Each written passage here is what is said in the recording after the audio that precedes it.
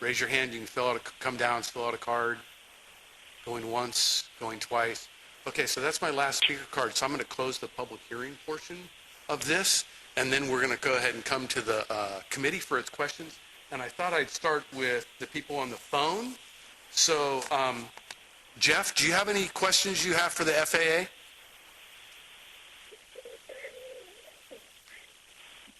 I think I may have heard you.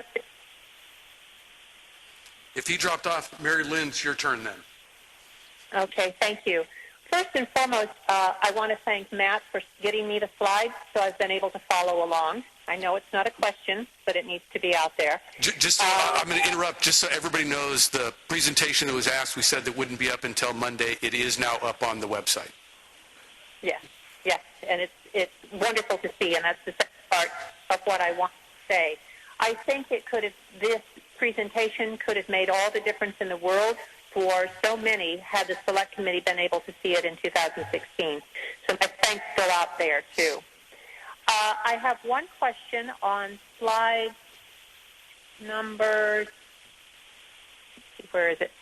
On the South Flow 15, I think it's slide 15, when we show the,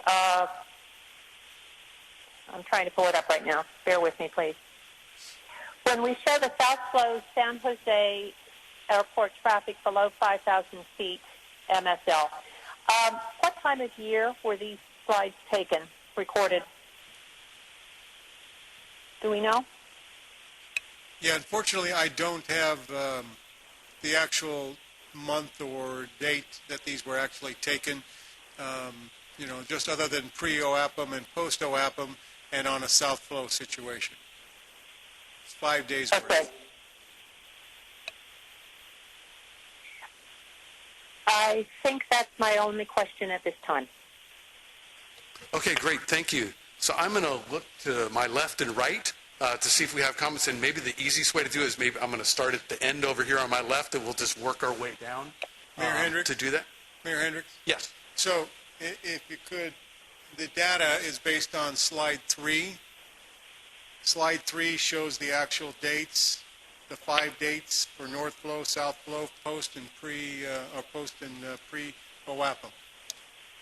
I'm sorry, slide. Oh, I'm sorry, it's slide 3. There you go. There you go. Slide 13. So it looks like those are the actual dates. Some February, November, and December type dates of different years. Right. Okay. Great, thank you. I did have one other question, and if I can jump back in the line, and then I'll be quiet. Go ahead. It has to do with my request at the last meeting to see if there's any information on BRICS or the BRICS change that could be coming up. And is that something, because it has not been initiated yet, that we cannot put into a slide? Or can we have that at some point so we see how BRICS will relate with South Flow? Okay, well, I'm going to see if we can get FAA to make a comment to all their head shaking so that it's on the record. Thank you. Okay, so I'm going to have to get back to you on that and just look into it. Okay. I don't have the information readily available. Okay. I think so. We can just make that a formal request that we have an ongoing question about how BRIC is going to impact what we're talking about here. Okay. Yeah. Thank you very much.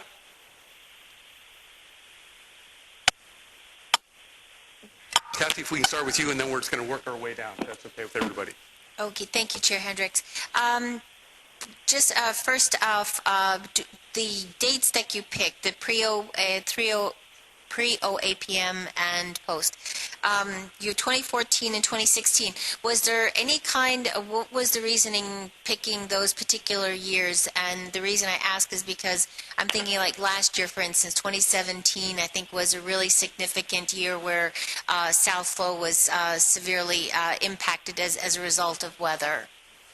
Well, this was actually, to be honest, the slide was prepared in March. So this is a briefing that we have had since March that was utilized previously and developed by my support manager at Northern California TRACON. So we didn't have 2017 data at that point. So what was worked off of was up to 2016. Okay. Will it be possible to get 2017 data eventually, or? Yeah, well, of course, it's always available, but what we did for preparation of the slide was just pull some random information out. So if you're looking for some specific day, then we would have to get that information from you and try to pull it. Okay, thank you very much. Cool, but thank you. Yes. So I wanted to find out on slide number 9, San Jose North Flow, what are the cities the airplanes are flying over? It didn't kind of name them, so it was very difficult to figure out what it was those cities for the San Jose North Flow.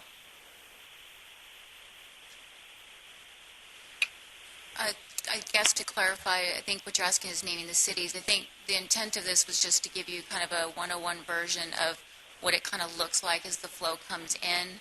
So that's why the other slides start to depict some of the cities. So we could go back later and add those if that would be helpful. Actually, I think that would be really helpful just so that we can kind of identify. For example, this slide number 16 that you have back on there. I see you have outline. Are those outlines of cities there? Yes. Okay, it would be great if we You could see, kind of... you see the chart at the bottom? Okay, The purple outline is Mountain View, the light blue outline is Sunnyvale, the red outline is Cupertino, and the white outline is San Jose. oh, okay, I appreciate that. I have my laptop over it, so missed the legend, but thank you. And the other map that you were referring to on the previous slide, It had legend too? that's just Google Earth, Okay. and it's the entire Bay Area. So, Okay, and so I would like to go back to, I think what Ms. Fremont had said about creating heat maps, that would be really helpful, with the grids. I see you shaking your head already on that. So, yeah, I don't have that technology to be able to do that. I'm limited to what tools are available to me. Okay. This is drawn off of a system what we call PDARs, which shows the flight tracks. We have limited ability to provide you with data, and that's the data that we have available to us. I don't have the ability to create something that a set of algorithms would develop or anything else that the speaker or the citizen may have been talking about. We Yeah. don't have that capability. well, I look at this and I think it's very powerful to show how much routes we have over our head and how constant, they're a little bit kind of spread, but I can also see the concentration that is going. But we would like to see also through time what the concentration has become, where it was a lot more distributed back in 2012. And then as it started to get more concentrated into one line. So I would really like to see more historical data. Just working off this, we see a whole bunch of lines over here, and it goes to show how much route we have above us. But I don't think it's enough to show how high they are, what time of day, what day they are going over, what kind of aircraft they are, because each aircraft, my understanding, has different noise and how they fly, correct? Well, so as far as the FAA is concerned, this chart actually does show the height. It has, that's in color-coded as well. And you can see 0 to 3, 3 to 6, 6 to 9, 9 to 10, and 10 and above. So those actually show the altitude of the aircraft that you're discussing. It also has the dates, because as I previously mentioned on slide 13, it actually shows the dates that this data is driven from. So you have the actual dates and the altitudes. So this is the best that you can do in terms of creating the historical data, or this is more or less the best? Yeah, we only have so many tools available to us, and that is daily traffic and altitudes of airplanes. We can have individual flight tracks, but again, this is 5 days worth, and you see the numbers of airplanes there. You'd have to ask for something more specific than. I mean, if you want a day's worth, we can give you a day's worth. We could run a scenario and a playback like we showed earlier with the not with the actual playback of radar display for a day, and that actually shows the data block, what altitude the airplane is actually at. If you want to run back to that video, you can actually then see each individual airplane and what their altitude is. So, and the type airplanes. Yeah, I see the... So help me look at this. You have CP, for example, coming out of San Jose, CPZ5, Cap flight, that's a type. That's a call sign of an aircraft. and So- then what's underneath it? And then you have the data underneath it, if my eyes work. You have speed, altitude. So to the right, there's a moving number, would be speed. And then but it alternates also, because it alternates from speed, altitudes, and type aircraft. And it tells the air traffic controller different things that it's doing, like the brown one off the end to the south there that says ASA. That's an Alaska flight that's departing. You have the ones on the left. I think there's one that says there's an American flight going into San Francisco. Trying to think. Yeah, there's a Delta over here to the far left corner. So all of this information is a pull of data that can be done for a period of time or like for a day. So, and you wouldn't want to overlap several days because then you wouldn't really get the data that you're looking for. So if you're looking for something specific, like let's say there was a day where there was a heavy south flow that you wanted to have looked at, we could probably gather that type of data. That would be really helpful too. I guess I'm kind of going for whatever data we can get just to show, where they're flying, how high they're flying, and the speed that they're flying, whether, what their descent and so forth. But okay, I wanted to ask, when you have them at holding pattern, what altitude are they at? When we hold airplanes, we hold them high. They're up at 11,000 feet and above, and they're not right over the airport. The holding place for San Jose, one of the holding spots is actually El Nido, California, which is out by Los Banos. So we hold them away and then bring them in. Yeah, we have a couple of different holding spots that we have. Panoche is another area, California, which is another place where we hold airplanes. We don't hold airplanes that close to the airport. So what we do is we feed airplanes out of the holding pattern when we aren't holding. Interesting. Yeah, Seeds intersection for San Francisco is a typical holding place. Modesto is another place. So we put airplanes in a stack at higher altitudes because if you have them too low, they're burning too much fuel. Yeah. And the airplane can't hold. So we try to put them at a higher altitude at a distance away from the airport that when the airport opens and when the string needs to be fed, we can actually pull those airplanes out of holding and add them to the string to have a nice flow going into the airport for whichever one we're holding for. Oh, that's interesting. I didn't know they were so far away. I'm so sorry, but I have a few here. How has the new GPS, the technology, how has it worked? Has it changed the air traffic control? God. So GPS has offered a lot of benefits to it, but really with the routes of flight, we still use the same route of flight. What the pilot can do is actually be more accurate in the aircraft when we're clearing them from one destination to the next, when weather is involved. And I think that's one thing that we have to consider here is that these dates that are chosen for these slides, weather is always different during that time. So if there's turbulence for the aircraft, if there's weather phenomenon, thunderstorms, that can change the flight path of the aircraft. But GPS has actually allowed pilots to be a lot more accurate with their flying capabilities. Just think about when you used to take Google Maps and you take the wrong turn because you had it on a sheet of paper. Now in your car, it tells you coming up in 200 feet, make a right-hand turn. Well, pilots are allowed to do that now, and they're a lot more accurate. Okay.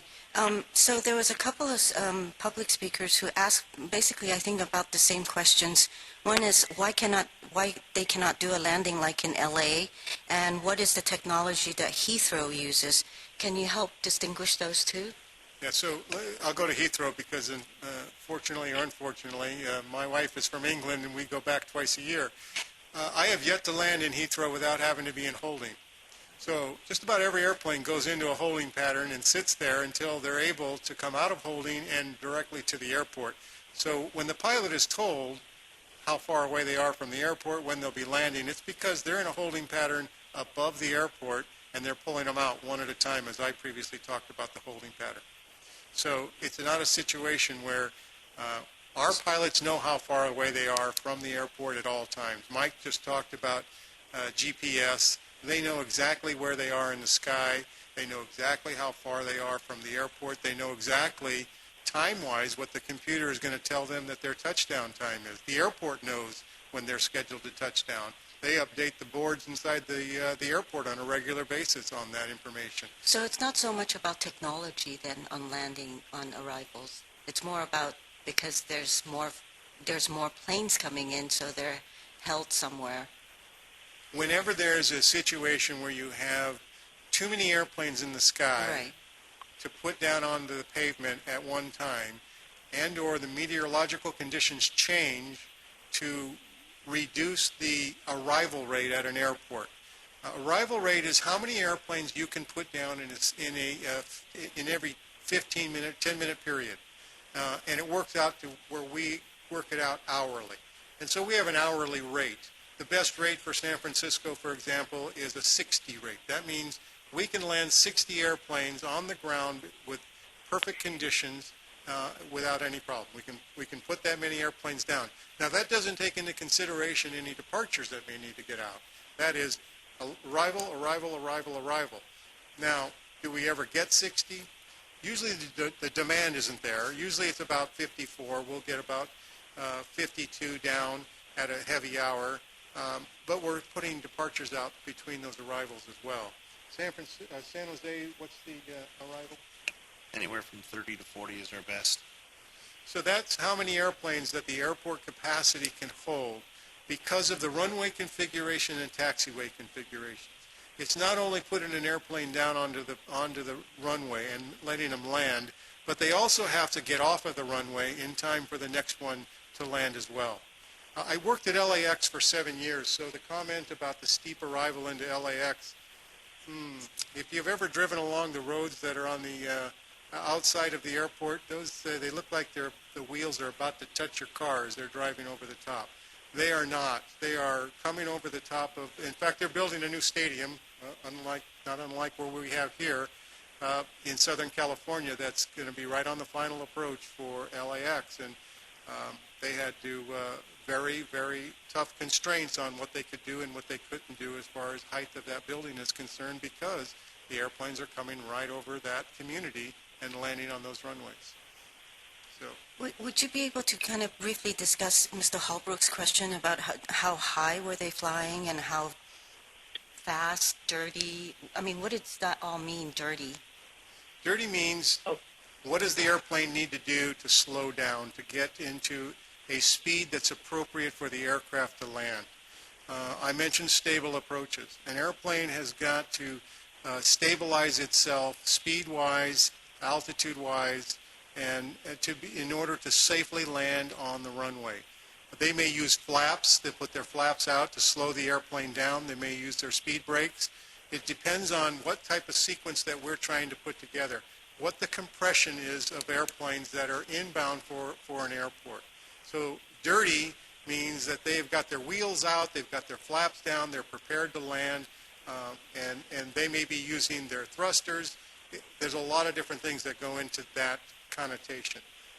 You know, we as air traffic controllers, we guide airplanes, we give them instructions, we keep them apart from other airplanes. We do not fly airplanes. We do not have the luxury of telling a pilot how to fly. We can give them an instruction, and it's up to the pilot to accept that instruction. It's a very important point that if we give an instruction to an airplane to maintain a speed and he can't, he won't. He will not put his airplane in harm's way because a controller has given him an instruction that will pose a safety threat to his aircraft. That's his first and foremost requirement. And so therefore, we don't fly the airplanes. We will give instructions to the pilot. We'll give instructions to the pilot. on what we need to have accomplished, and they will either be able to accept that instruction and fly the airplane in that manner, or refuse the instruction and advise that they cannot. So as far as the steepness, different airlines fly at different requirements. Southwest will always fly at a steeper angle. They want to keep their airplane up as high as possible for as long as possible to conserve fuel. Other airlines have different requirements, standard operating procedures, where they fly their airplane and their type of airplane in a specific manner. Sometimes it's not even up to the pilot. They will be dictated to by policy of the airline of how they will fly a specific airplane. And so is there procedural where you have maybe priorities in terms, I realize FAA has safety as their top priority. I also heard from somebody that in the, I think it's Airman's informational manual or something like that, I'm not sure, how long ago that was, where safety was number one priority, number two is effect on the ground, number three efficiency. So, since the pilots are going to do what is the safest, no matter what instructions you do give them, when does effects on the ground come into consideration? So the air traffic controller that is either in the tower or sitting in front of a radar scope, they are not making policy. They are not developing procedures. They are operating with the procedures and policy that are provided to them and the training that they've had over a course of years as they work these airplanes. So when you take it from the perspective of the controller who's putting those airplanes in a sequence, he has got a requirement or she has a requirement of keeping the airplanes a specific distance apart. There are a set of tools that they have to do that. They have the ability to vector or turn airplanes, to slow them down and increase the distance between the one in front. So if you're following a car and you're driving and you need to increase the distance between you and that car, you've got a couple of things you can do. If you have a big wide road, of course you can always hit the brake and slow down. But if you didn't want to use the brake, sometimes you have to turn. You'll turn the car and turn it back, and pretty soon you're further apart. So that's one of the tools that the controller has, is to turn the airplane. S turns, slow them down, increase the distance. Speed, sometimes you can only do so much with speed. If a controller has already reduced the aircraft to their slowest allowable speed on how slow that they can fly that airplane without degrading the safety of flight, then they have to use other tools, and that would be S turns. Vector the airplane back and forth to improve the distance between them. So that's what they have. They also, in a final approach capacity, as we've mentioned earlier, have the ability to extend the downwind. The downwind, again, is when they're going the opposite alongside the airport to reach the point of turn-in for the final approach.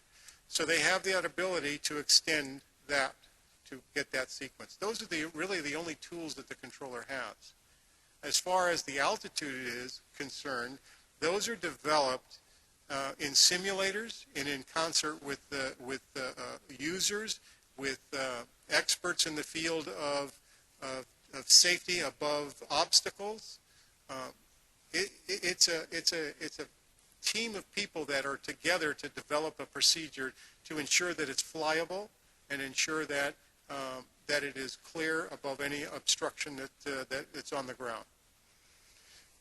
The controller who's working, that's their day-to-day, they don't have control over those things. There's And a the small bag of tricks that they have. Policies set by the FAA then?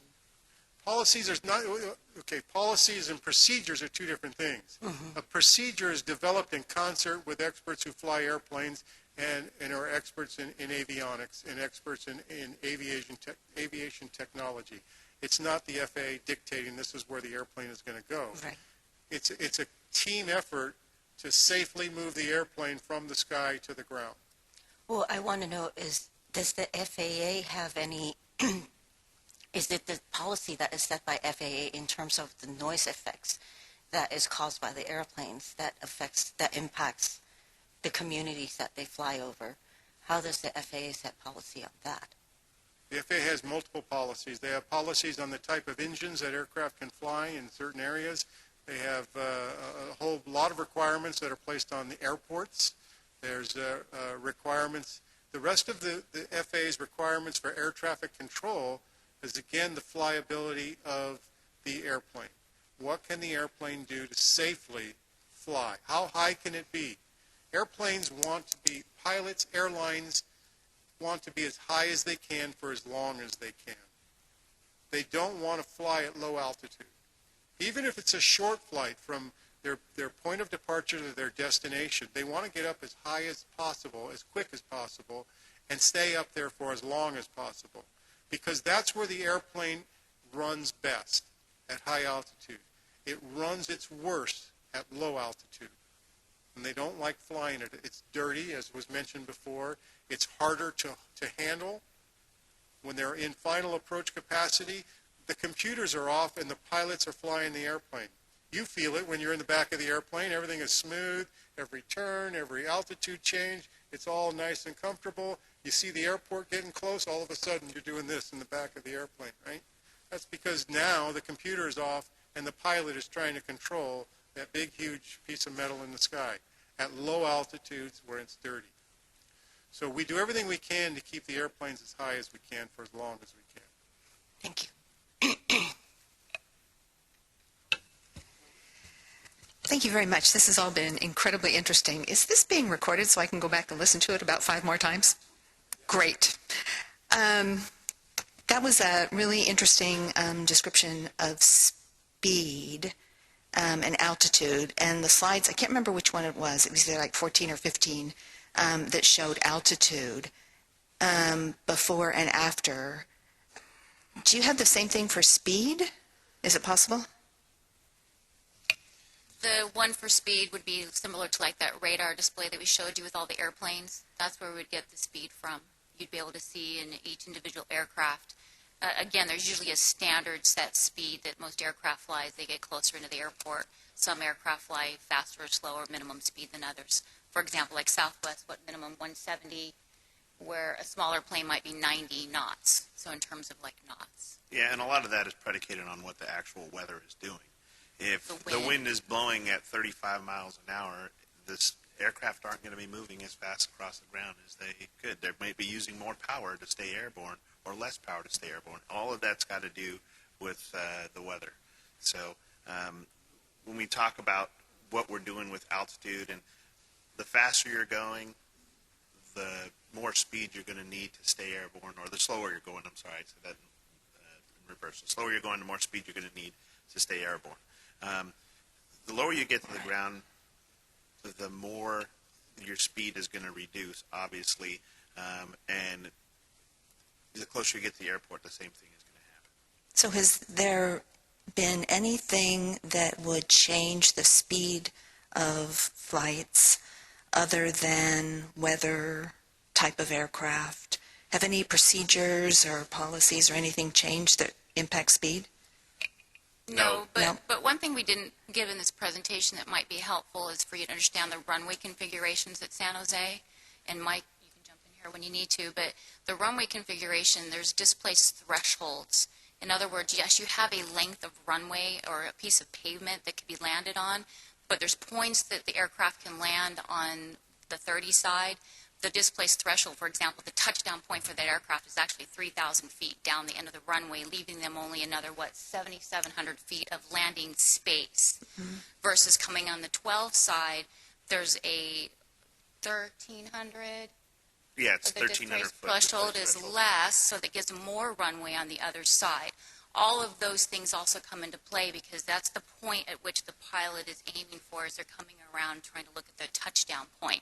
How much pavement they then have to roll out, how much speed or braking. There's just so many factors that are involved. And a lot of that depends on the aircraft characteristics also. A 787 is going to need more runway to slow down and exit the runway than a Cessna 172 is going to need. So the speeds are going to vary there. Those larger aircraft are going to hold their minimum flying speed in order to stay airborne to try getting that point of what Tanya referred to so they have more runway to roll out on and stop the plane safe.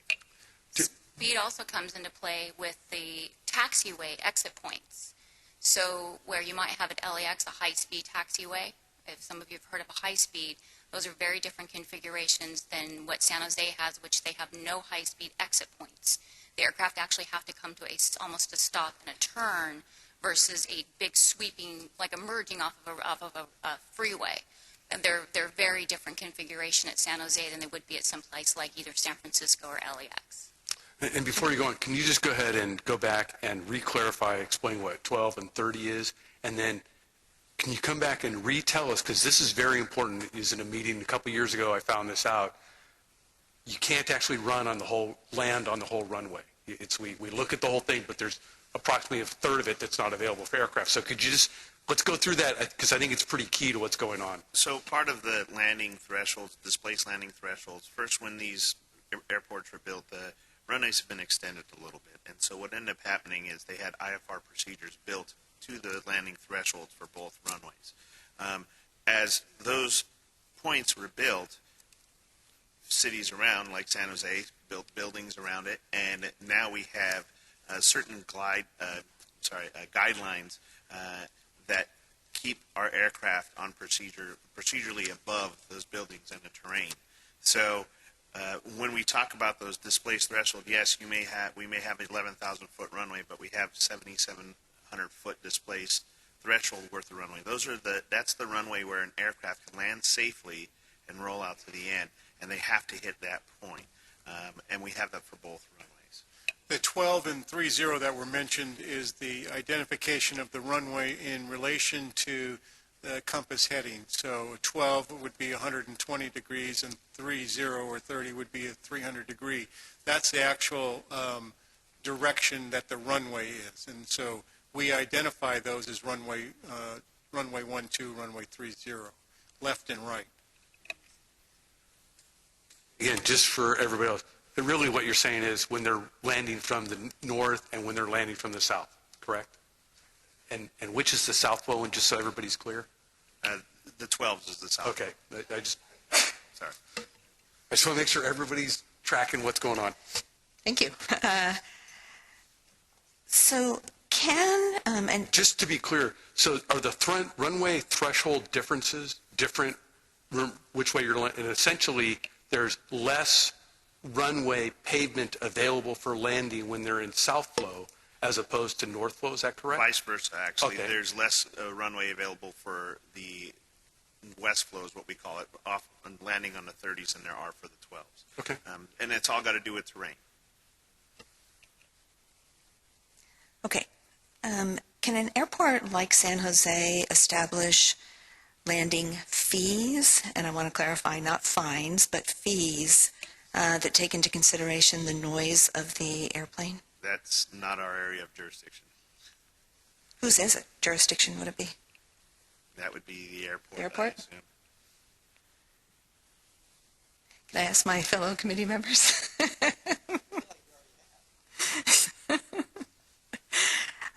So there was a quote by FAA Administrator Michael Hurta, who said that if we can get an 80% improvement in flight operation efficiency, that he would happily take it over 100% gain if it meant avoiding years of litigation. And so we're wondering if we can assume that means that the FAA is willing to consider trade-offs between efficiency in the south flow and the impact on noise of the most recent changes.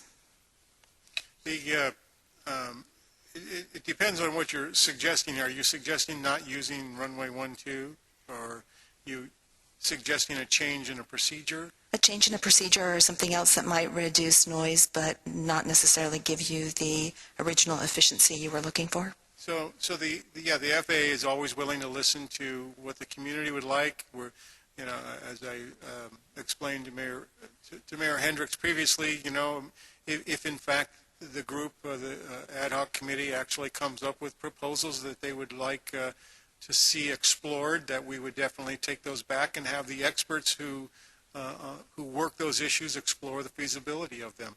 So yeah, we are definitely not closed to working with the communities and trying to improve the situation for all concerned. Great. Happy to hear that. Let's see. So I had quite a few questions, and I'll go through some of them, and then maybe we want to come back to me if other people haven't asked them. The historical data from the FAA shows that just now, and I think you showed this on one of your slides, we're starting to approach the level of south flow flights that we had back in 2006. But in 2006, they were spread more than they are now, as somebody mentioned. I think it was roughly 2.5 mile wide over Sunnyvale, and now it's very narrow. And in theory, the noise complaints back in 2006 were a lot lower. So we're wondering if we were not going to have more flights, although I don't know how realistic that assumption is, but even if we had a little bit more, is there something that's preventing us from reverting back to the procedures that were used in 2006? The problem that we have is again, land-based navigational aids versus satellite-based equipment.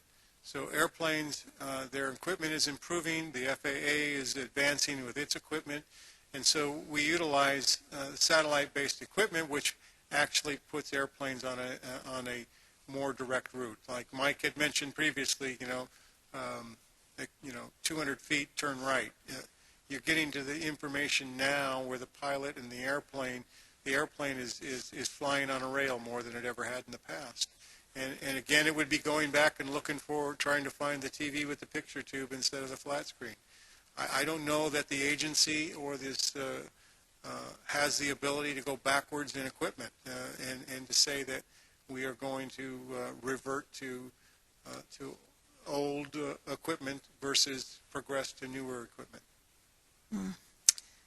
Okay, you also, when we were talking about altitude, I didn't realize how much discretion pilots had until you spoke to that, which was very helpful. But I was under the impression that they had to hit a certain altitude at a certain waypoint. So how much discretion do they have?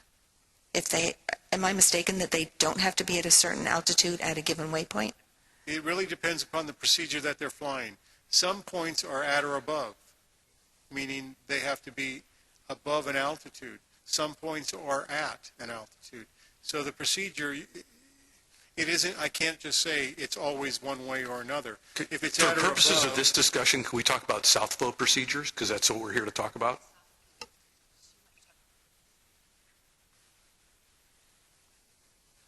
So if you are referring to when a plane is turning what we call the turn-in for the airport from the downwind, and we call that the base leg, if you're referring there, all we're required to do is have the pilot, we clear the pilot to land, and it's the pilot's responsibility at that point to keep the aircraft airborne and safe. There are some specifics points, hitter, for example, that's to the almost to the southeast of the airport, where we have them cross, southwest, sorry about that, the southwest of the airport, where we have them cross that point at or above 4,000 feet. From that point on, while they're on the procedure, depending on what procedure they're on, they are going to have some altitude restrictions. But, that's out of above. But those are all restrictions that we keep them above a point, not necessarily at a point. so some of the depictions that you saw previously, the Google Earth, the topography involved, usually when we have crossing restrictions, there's two reasons why we will put a crossing restriction onto a procedure. One, to keep it above an obstacle or terrain. Two, to keep it underneath another arrival or above another flow. So if we are separating from another flow, and that flow is above the San Jose flow, then you have to be a point that ensures the airplane will procedurally be below the San Francisco flow, for example. If it's a matter of keeping it above the mountains as it comes in over the west coast there and our Santa Cruz Mountains, well, there'll be restrictions that'll be in place to make sure that it clears the terrain safely. So there's two different items that we would be talking about. One, separation from other flows, and two, separation from terrain. Okay, that's very helpful. And we don't have the standard arrival, the terminal arrival with us, the picture. Otherwise, rather than guess, we would just read it to you and tell you what it says. That's available to anybody, and it actually depicts what the altitude requirements are on it. Yeah, I think this is really kind of at the crux of where we're at, and I think I'd like to hear you explain this, that because it's really, I think we're talking about the north end of the South Flow turn over Cupertino, Sunnyvale, Palo Alto, Mountain View, which is really the issue. It is a big part of the question right here. And that, is it correct that as you're saying you have to keep separation, that planes going into land at San Jose have to stay below a certain altitude, which is an altitude restriction that's coming from San Francisco airspace, and that's the reason when we keep talking about why can't we fly higher, it's because you've got to keep the aircraft below San Francisco's airspace. Is that correct? I mean, I'm just trying to be very specific about what we're talking about here with South Flow, and I'm not interested in all the procedures over the airport. I'm interested in these ones. I need the picture. Yeah, so go back to, Do I have control? Do you have control? Okay, we need to go back to the arrival flow for south. That's departures. That's Oakland. San Jose arrivals. Okay. That's the north flow. I don't think you had one.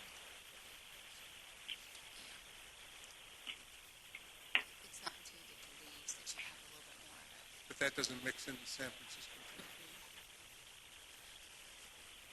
I think if the question you're even asking too is obviously the point that you're the downwind leg into San Jose on the south. Right. I think if you back up a slide right here, Right. it really is what it goes to.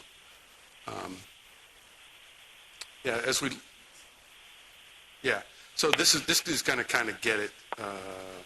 No, this is north flow. The south flow, the equivalent. I think backwards. It's.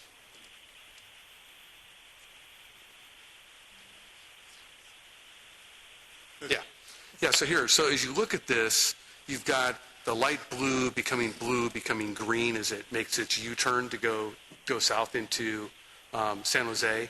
The reason why you've got the blue and the green, which is this lower altitudes of what goes on, is you're having to stay below the San Francisco airspace, which is above that.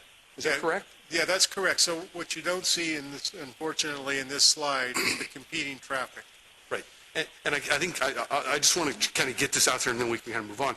This is the challenge. We talk about procedures and processes that are in place, and it's what are the overall parameters that make this a complex airspace. Correct. Is that San Francisco is controlling airspace all the way down almost into into Sunnyvale. So we're having to keep the South Flow San Jose traffic below that airspace because they've got that higher airspace to go ahead and do this. And this gets into the heart of this, which the FAA keeps saying is, for all things being equal, you'd want to have an airplane gradually descend into a airport, so it's not on the power and it's not wasting gas and all of those kind of things. But because of the San Francisco airspace and their control, they can't do that. We've got to stay below a certain airspace, which then means they go ahead and make this U-turn out over the bay, over Palo Alto, wherever it might be, and then they have to go ahead and get on the gas because they're so low. And these are the challenges that help drive the procedures and what aircraft are actually doing. Is that correct? Well, what's correct is there's the competing flows, as you mentioned, and trying to ensure the safety of it. You know, when we talk about separation standards, we showed one of the other slides a 3-mile oval around San Jose. And if you take that 3-mile oval and you have that extended out to the north where the San Francisco flow is that's descending into San Francisco, to procedurally separate those two flows from an airplane that's turning, that's basically on their own navigation now. When we turn them into final, they're not following necessarily any OAPM RNAV turn on that. As you can see, it's being spread out there in this pictorial here. That's the pilot turning in and us sequencing. So we can't put them on a rail and say they're always going to be in this one spot when they turn in, so therefore we'll keep these other airplanes going to San Francisco on a rail and separated from it. At some point, these airplanes the pilots are flying them themselves, and it isn't as exact as we would like it to be because of the constraints that the controller has about keeping the separation standard between successive arrivals, ensuring that the different types of airplanes have the appropriate separation requirements between them. So the pilot is basically on his own now as he's given a turn back into final for the airport. And it's not a exactly controlled science. It's a controller sitting there with multiple airplanes, not just the two.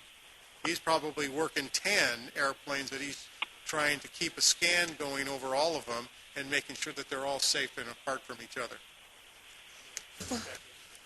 I'm going to turn this back over to you, but I think that's where some of us and the public gets confused, because we hear about the FAA's got, procedures and process, and they're making sure there's safety, and they're all on top of that, except for, there's a lot of flexibility of what somebody can do.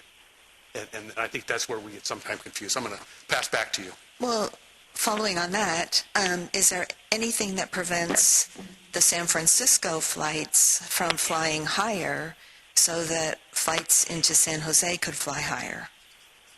So that's the same issue that we have. Airplanes need to have a stabilized approach, and they need to be sequenced into San Francisco. So every airport is competing on the same requirement and the same need. All of those pilots flying those aircraft have the same exact requirements. I mean, you look at the diversity of aircraft that are flying into San Francisco, for example, and everything from the A380, 747, and all types of jumbo jets that are going in, as well as other large aircraft. And to say that we'll just hold those up higher and they won't be able to make the approach. They will, as it is, we have a couple of unstable approach go-arounds at San Francisco a day. So that's not unusual, because a controller wasn't able to get the airplane down low enough because of sequencing issues, and so they in turn then had to keep them up higher, and the pilot said, sorry, I need to go around, I can't make the approach. And Okay. then we have to resequence. Yeah, I was kind of wondering if we were pushing the limits of how low if they can't go any higher because they need to be low to hit San Francisco. And it sounds like you're saying yes. Correct. Okay. Is this something to help us understand what we were just talking about? So this is one of the approach plates for the runways there at San Jose on the south flow. And this is reverting back to the altitudes where you were speaking of crossing altitudes and such. If you can scroll that down a little bit there, you can see there the speed restrictions at or below 210 knots, and then the altitude in which they turn is 1,800 inbound. Between Zorsa and Puaco there, it's 1,800. You see the 1,800 above the line there to the curved line, just below that. Yes. Next slide, please. This is not a slide. This is something that just got added to the slide deck. Thank you. It gives a speed and an altitude that, as Tony referred to earlier, that has been discussed, and we've had our experts and pilots say that these are the speeds and the altitudes that help that they can land the aircraft safely on the ground doing these. Now, one thing that air traffic is dynamic. It's never the same thing over and over again. So when he referred to putting guys on a rail, every plane that comes in here, there's no set schedule for what time a plane comes into the airport. So you can have a 787 followed by a Cessna. So you're going to give him more space on the downwind. You're going to extend his downwind. So when you see those green lines on the presentation that we were speaking of that are spread out, that is simply because of sequencing. It's all because we're trying to get those ducks in a row to where they can land on the runway safely. So these do play a huge part in those aircraft that are landing there, but we also have to be flexible and dynamic with being able to move those aircraft and sequence them to the runway so they do get on the ground safe. Is at 4,000 feet. So they have to cross at 4,000 feet. That's what the lines mean. So the double lines above the 4,000, that tells the pilot whether to be at or below, at or above, or at. So it says hitter, and you see the line above and the line below. That's what that means. And At. Then, Okay. at 4,000. And then you see the 3,000 with the arrow pointing. So now they're starting down to 3,000. Zorska, as they make the turn, it's 1,800 feet. So they actually are depicting the altitude, 1,100 feet as they make the turn towards after Poaco. They're attempting to put the airplane in the most stable situation it can to make the approach. I think what to add here, too, since this is up, it helps to maybe explain some of the technology. The advancement of satellites actually added some of these names like Zorsa and Hitter are from that technology, because land-based equipment didn't have some of these features. So you actually did have more your step down, speed up, slow down type of approaches, where these are the ones that are trying to be optimized. They were trying to use different waypoints, and these types of points were established as they designed airspace or designed procedures for aircraft. All of these types of things were taken into consideration.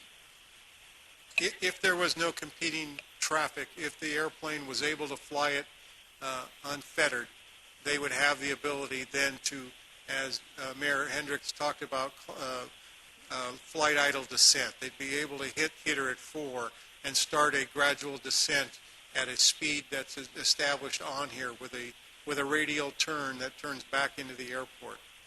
But that's where I mentioned previously that unfortunately, because of the types of aircraft and the different airplanes and when they're going to arrive and when they're not, which is not an exact science, the controllers then can't just let the airplanes fly in that manner. They've got to actually control them and space them out and spread them out. For Maticek, to your comment earlier, I'm going to try and move us along, and I'm going to go over here to my colleague to my right, because she's got a question on this particular page, if that's okay. Yeah, I wanted to ask a question about this. If we make that turn, for example, down Palo Alto and go up higher to, let's say, 3,000 feet, right, would that help with the actual noise? And then we go down, instead of going 4,000 feet at hitter, we go down through the mountains or the hillside at 5,000 feet. So when we are on a southeast plan, it's the south flow. This is the south flow here, sorry. Typically, San Francisco's on the same flow. Sometimes they're not, but if we are all on the south flow, their arrivals are actually just north of our arrivals. So if we keep the aircraft higher, those aircraft are in turn going to have to be higher, which means that they're most likely going to miss their airport at San Francisco also. So there is some factors that play in there in order to get these aircraft on the ground. Now, when you refer to your question, to keep them at 5,000, it just means that they're going to have to fly further north to get down. And if they fly further north, they're going to be in the same arrival flow as San Francisco's aircraft. Yeah. If you remember one of the previous slides, it actually showed the San Francisco arrivals coming up the bay from the south. And the further north you push this turn, the closer they are to those airplanes that need to descend and get down lower. Okay, so we're going to go to Gary. Thank you. Much This has been very intuitive and instructive today for, I think, most of us. I do have a couple of questions. First off, where do I start? In the prior slide, you showed a lot of, in the old, before what happened and after, you showed a lot more of a tight turn, if you would, and closer into the airport. We had more flight diversification in the old mechanism by hand flying it. And, you know, it's really this railroad thing you're talking about. That's what's driving this meeting, frankly, more than anything else. It's one right after the other. It's a lot like a shotgun going off every 15 seconds or so. So one of the ways that has been suggested is go back to more diversification of flight path. That'll go a huge way to get there. But I want to focus on this chart you have up here for just a moment. The 2015 version of this chart is what you don't have. This is a more current one. It had the Zorsa at 3,200 feet instead of 3,000, another 200 feet higher. It had its speed at 180 knots, and now it's 210. Now, one of the analyses that I've seen in the select committee was that speed goes up by a factor of x to the sixth. So by a 30-knot change, you're increasing that noise by one whale of a lot, even on a clean airplane, let alone a dirty one. So I'd like to understand better why these speeds have increased all the way through here, and what's driving that boat. You can go slower and get to the same place. Unless you're just trying to increase the capacity of the route.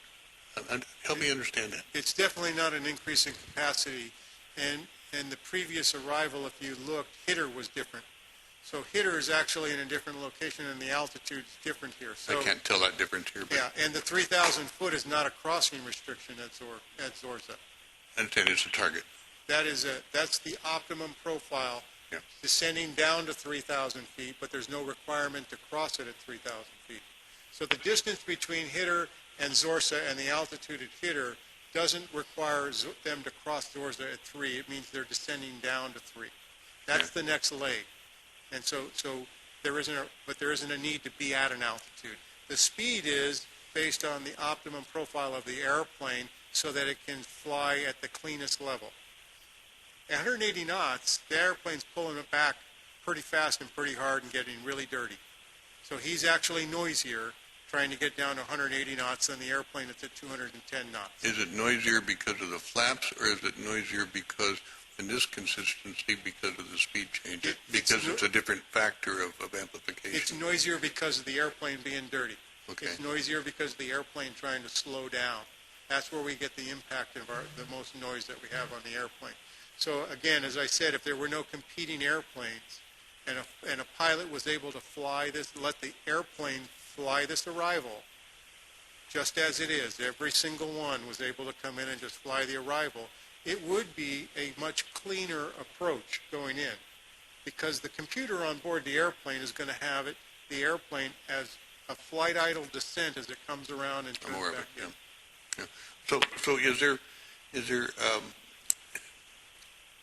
it the guidance? I'm sorry, let me back up. Is it the characteristics of the average airplane, the one that's dictating the speed, or is it? I'm trying to understand why it was changed. We had something that worked before, and we didn't have near the complaints then that we do now. So by increasing speed, I do know that it has a huge factor. I'd like to understand why it was changed up. So the one factor that hasn't been expressed here at all today is the number of operations at San Jose. Mike, what's the increase been over the last 2 years in San Jose, 2.5 years? Roughly about 30,000 operations. So That was my first question. Was it capacity driven or whatever? You said no. Well, it's not necessarily capacity driven. I think something that we look at in these things is we take into account characteristics of the aircraft that are actually at the airport. So when they're flying dirty, as we'll use that term, it takes more thrust to keep that aircraft airborne and safe. So that could play into that. I'm not going to say that that's the number one factor in that, but our operations at the airport have gone up. I would agree with it. One last question I have on this, and I'll let it go. Were any noise measurements taken either before and after these changes were made, so you really have some definitive measure of what the difference is? Right now I'm hearing that it's flying dirty, therefore it's noisier, but that's not necessarily true if it's much slower. So there's a dynamic here that I'm not convinced that has been looked at. So maybe Mayor Waldeck, I'll just answer that by saying I introduced us all as air traffic controllers. Fair enough. Fair enough. Thank you.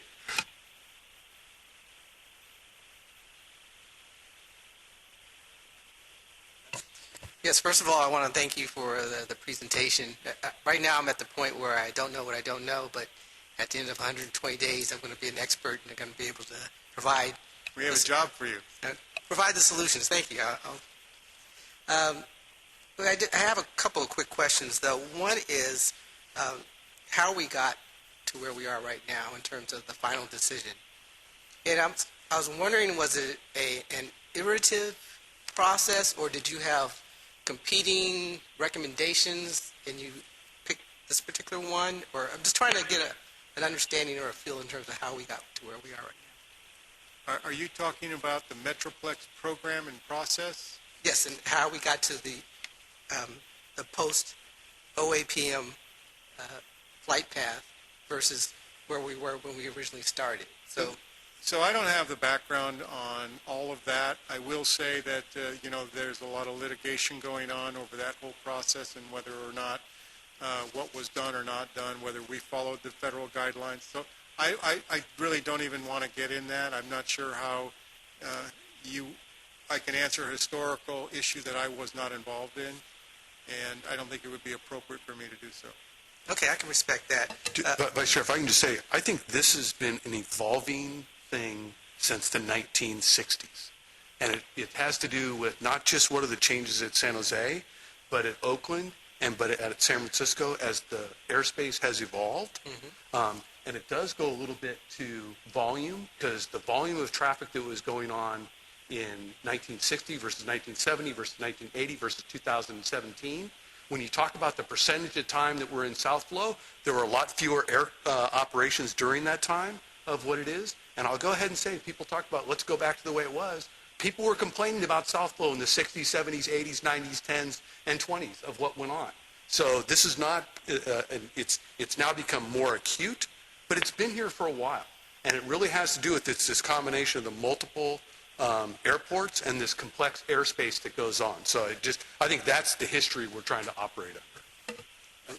Thank you, Chair, for that clarification. I just wanted, and I understand your response in terms of not wanting to go back in time and try to unwind this, but I guess the point of my question was I was trying to understand or identify if there were competing recommendations, and this particular recommendation where we are now that was implemented was the one that move forward. Yeah, so again, I was not part of the process, and so speculation on my part would be all I'd be able to provide, and that's not going to help us. Not going to help us. Okay, I appreciate that. Second question, more specific, was in terms of the dates that the data analysis was done. So pre-OAPM dates were North Flow were in February, and South Flow were also in February, but the post dates for North Flow were parts of November and December, and then South Flow was literally January, March, and October. And I was looking at the chart that you had in terms of the percentages of South Flow traffic, and if you look at that chart or usage from 2014 to 2016, you can see where there are higher percentages and for months like February, December, January.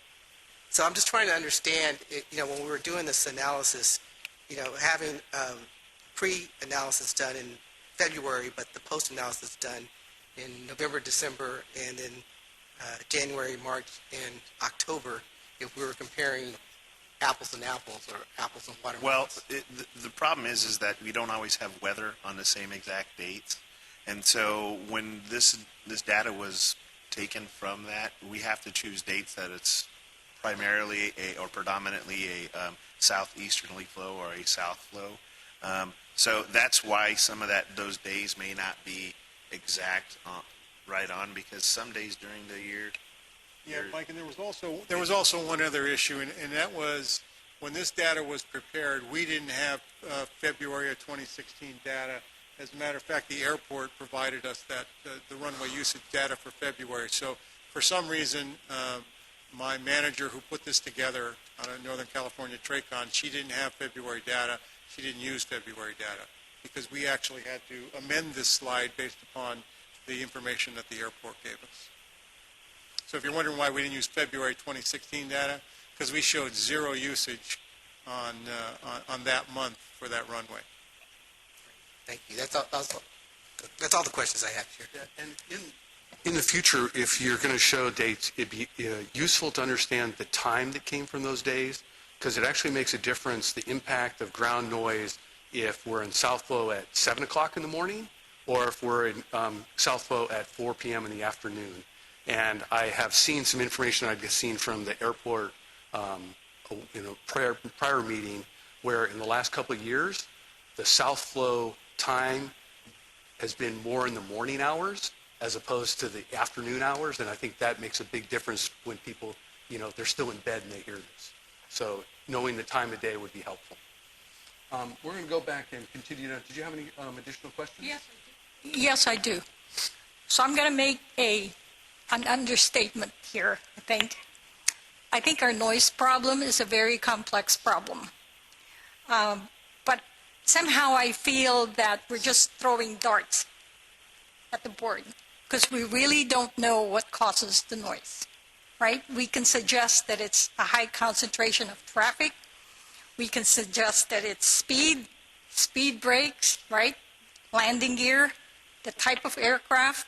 But unless we really know what causes the problem, I don't think that we will be able to solve this problem. I think what we need is to put together a methodology for understanding where the noise really comes from. And the reason I say this is we're suggesting, for example, that the approaches to runway 12L and 12R is what causes the noise. But then I live in Los Gatos, where it's, we have the fairgrounds visual approach for runway 30, and I can sit there, the planes are flying at 2,500 feet, and I don't hear the noise, right? So is it the type of aircraft? So I think what we need to do, and I'm talking to the panel here, is probably really truly understand where the noise is really coming from.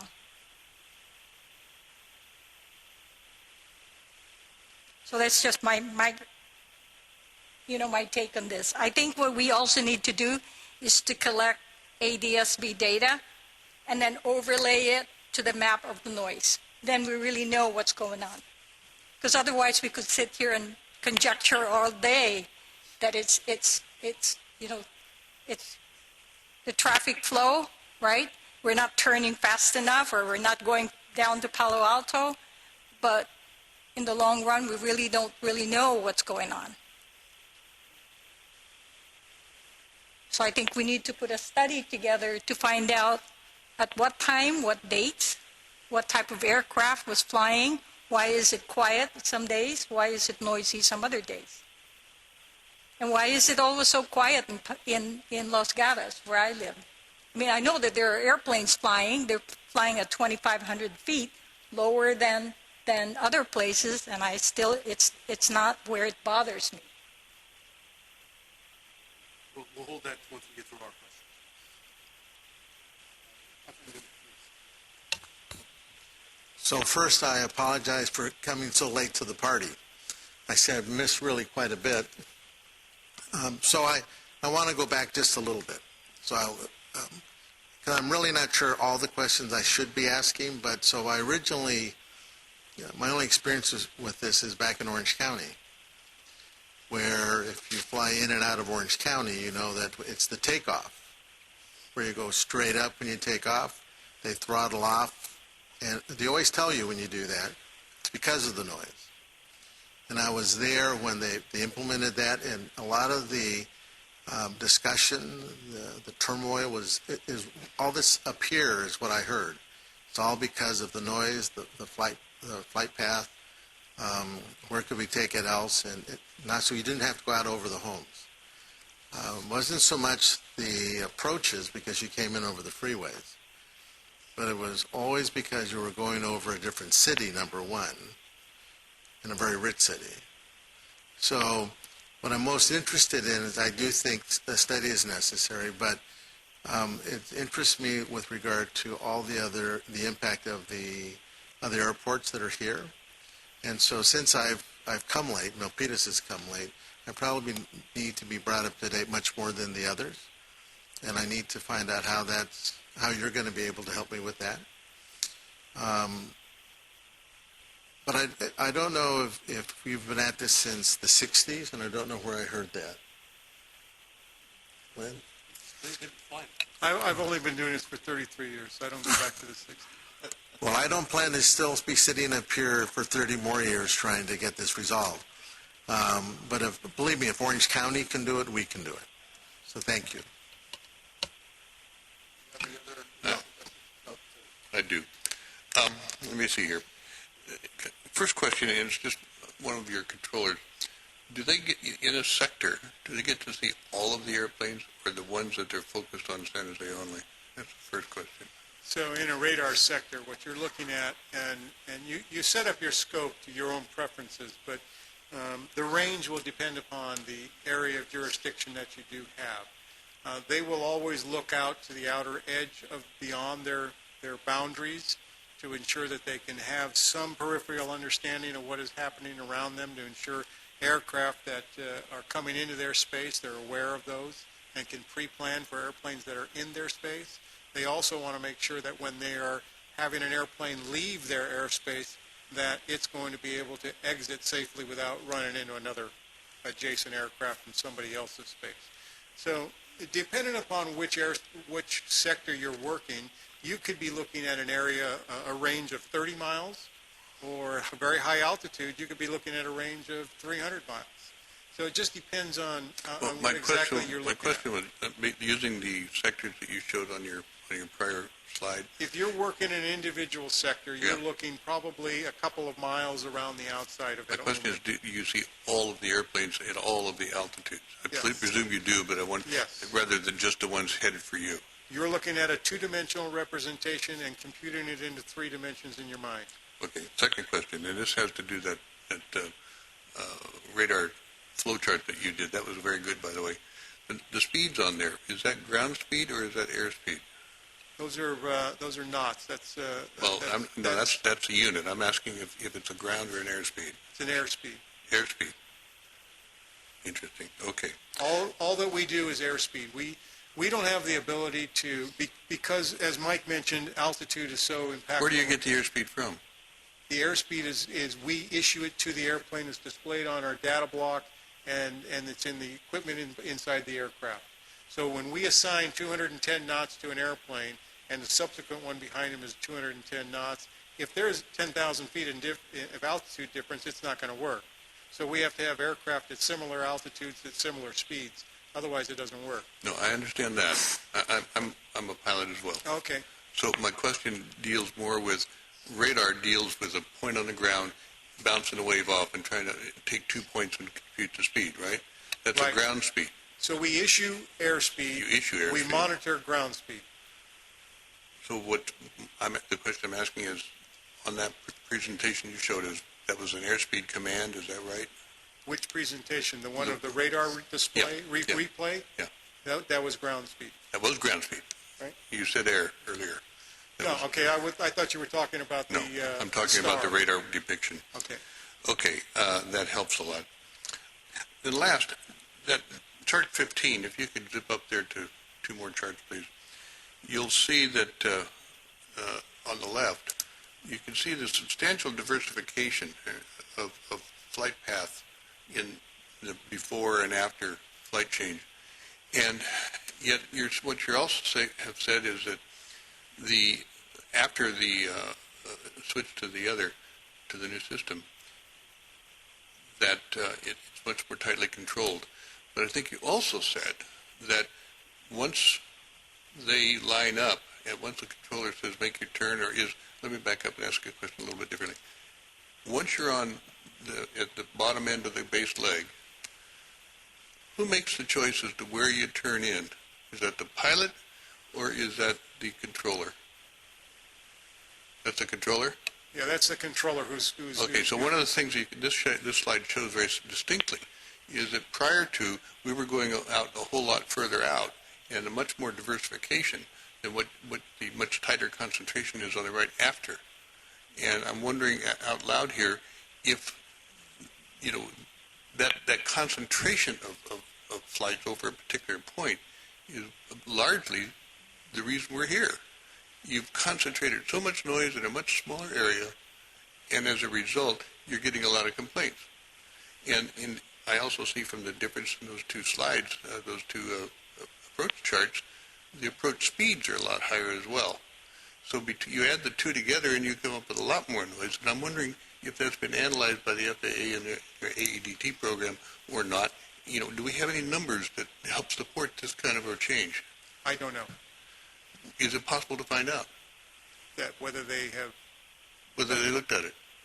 Whether they looked at The noise, if you just take where this green area is on both these charts and take a look at the noise prediction from the ADET program, I think it's ADE2, that I'd like to see those two number comparisons, because that would go a long way in terms of, what kind of a recommendation this committee might make.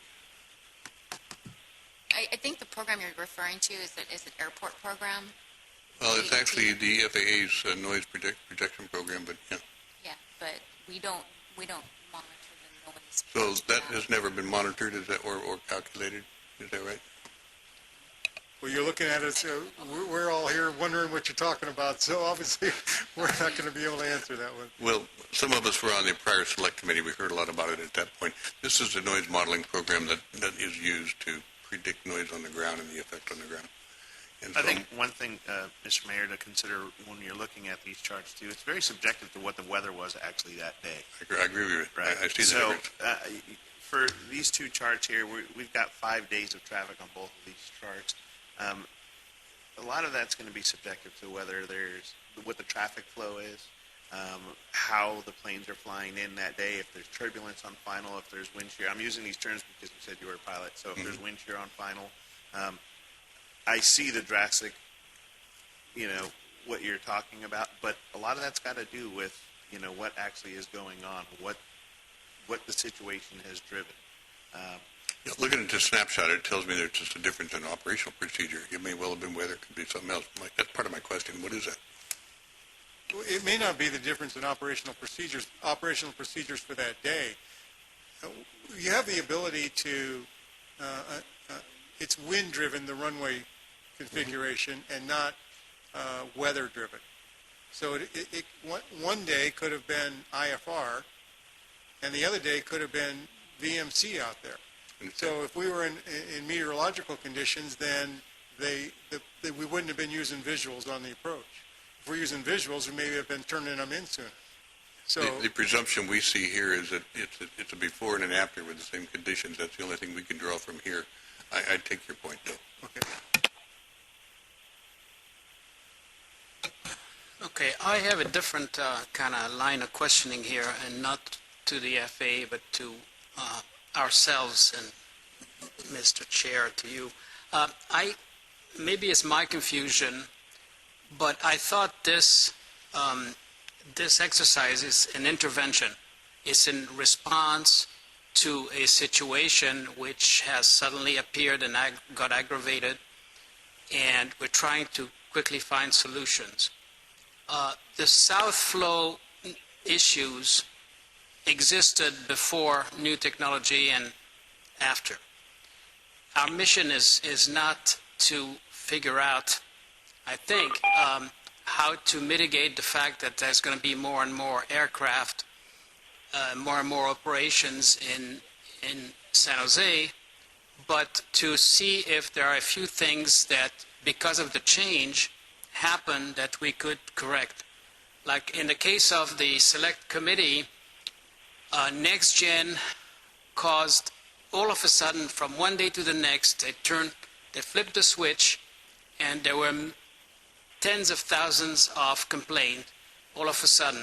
And so what happened is we identify why were those complaints coming all of a sudden, what in the change to Next Gen caused those complaints, and what are the potential solution. And the solution came from a combination of the FAA telling us, okay, we could do this, or that, and from the community, from people who are knowledgeable who suggested a few things, and the FAA evaluated those things. So, given the very limited time frame we have to find solution in 120 days, I think we should very quickly look at, I mean, it's nice to be educated on all the vocabulary and all that, but I think we should very quickly look at what are the things that have changed before, from the situation before OAPM until after, and zero in on those things and see what we can do about it. In the case of SFO, it was the surfer. They just changed the route, and they agreed after we were told no way ever we'll go back. We essentially, the FAA committed to go back to the old, not the old whole procedure, but the old ground track. They identified the fact that they implemented Next Gen without making the necessary changes in the Class B, and that caused the airplane to fly dirty, so they committed to to modify the Class B so that they can use OPD. So these are the kind of things I think we should find very quickly here if we want to get any result in the next 120 days. So those are my comments. Yeah, I think we're trying to get to that, and today was this is really meeting one of making sure we all had a baseline of what what's possible or what's not possible to get that understanding. Right, but I think we should very quickly zero in on what changed from pre-OAPM to post-OAPM. Savita.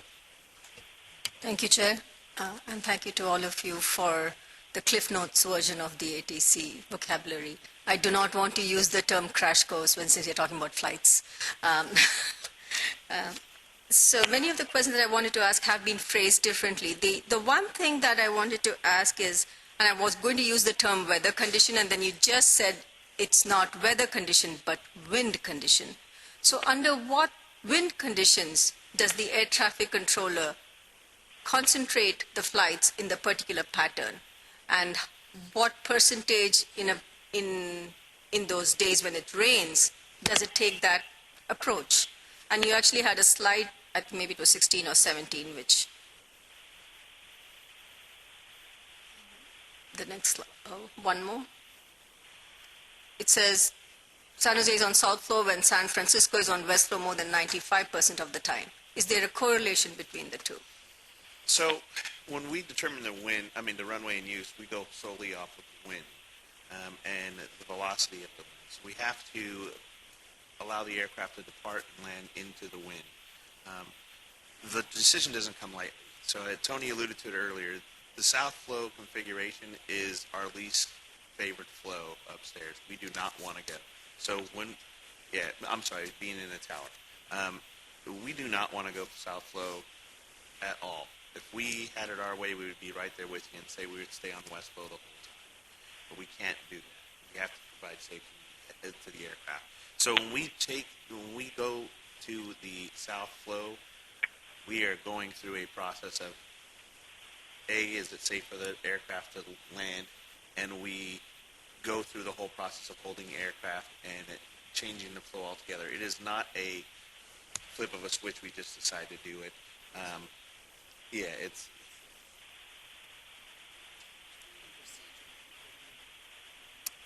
okay. So if we have a tail knot of 5 knots or more for an aircraft landing, I think this might be what you're asking me. I didn't understand the question. But if we have a tail knot of 5 knots or more, we're mandated to switch the runways. If it's the difference between San Francisco and us is they have a 10-knot tailwind component waiver, where we don't have that at San Jose because of our displaced thresholds. So when we go to south flow, we are following the procedures of the 5-knot tailwind and making sure that it's safe for the aircraft. And Mike when mentioned the displaced threshold again and the waiver. Again, it's the length of runway. The airplane has got to have enough time to stop.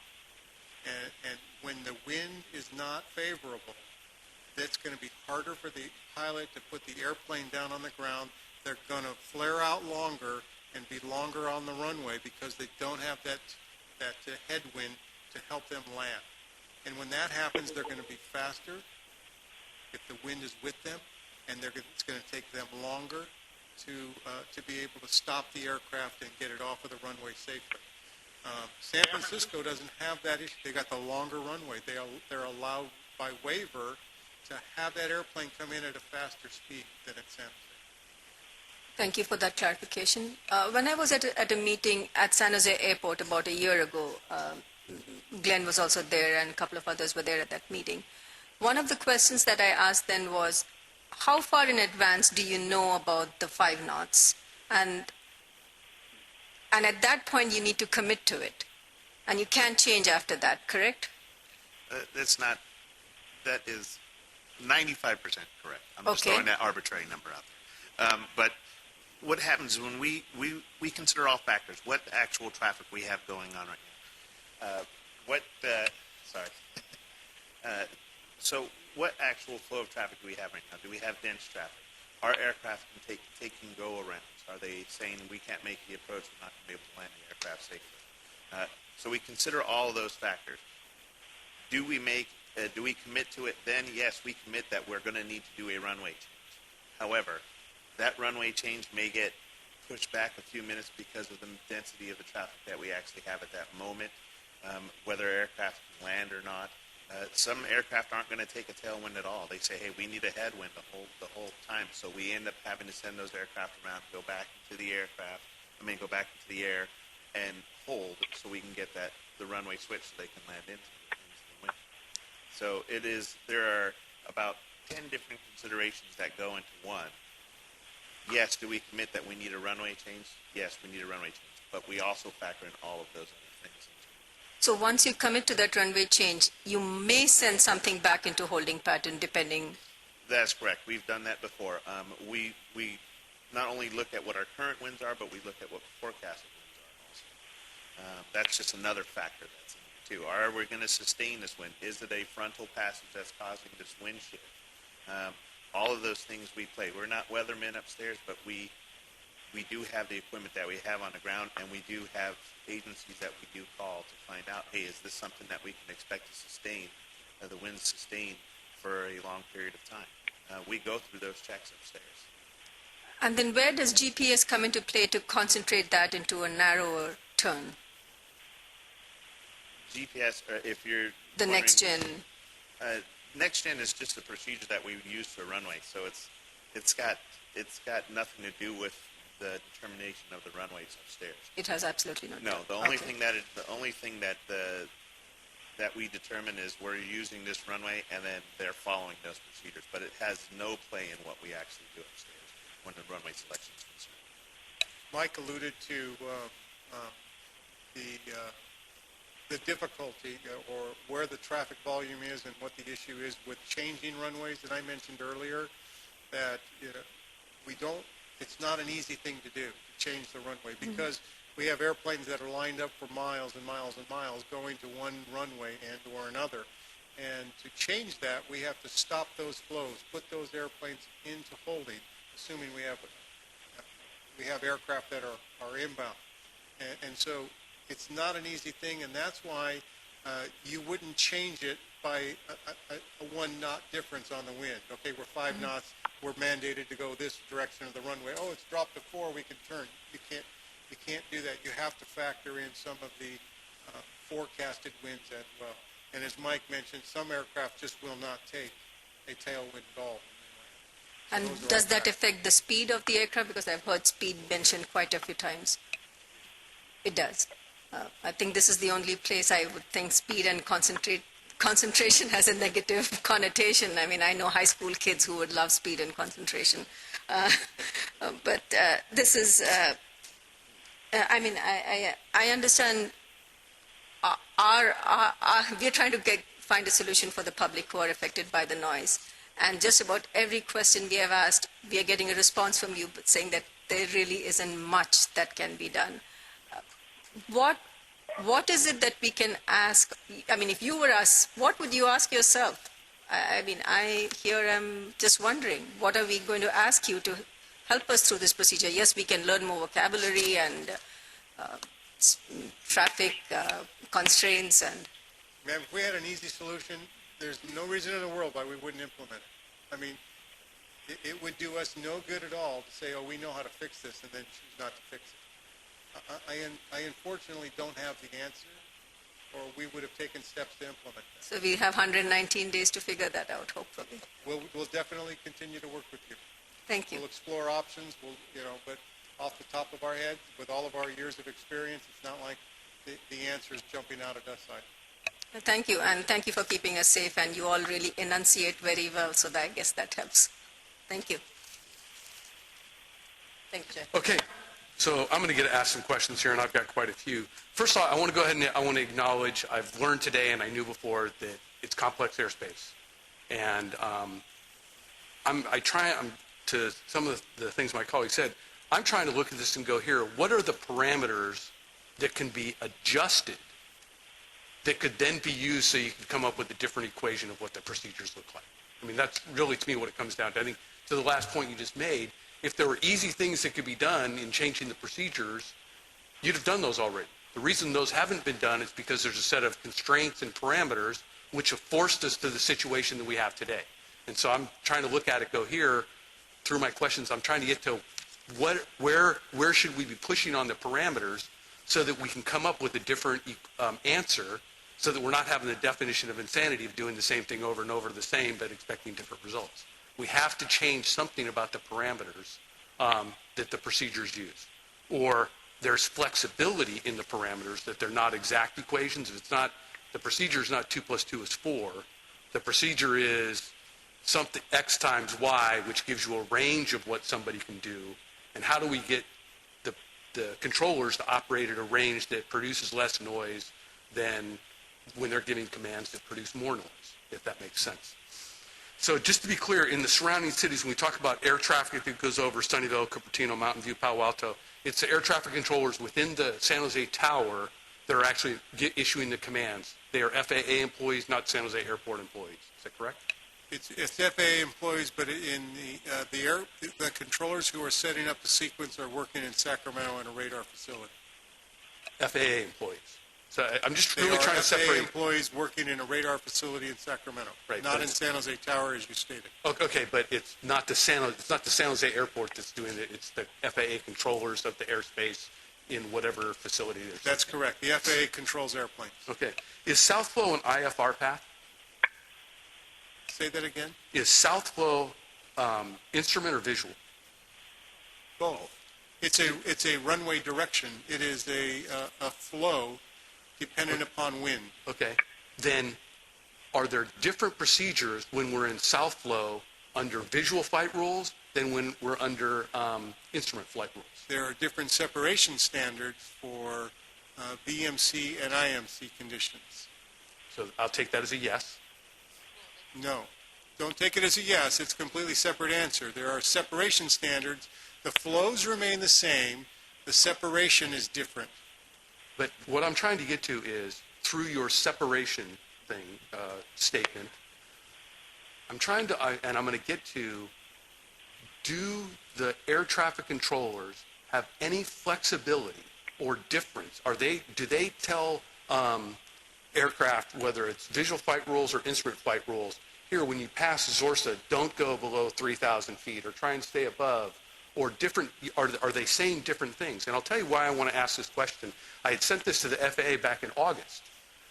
There was a Saturday where we were flying Southflow, no noticeable noise in Sunnyvale, doesn't matter, we were in Southflow.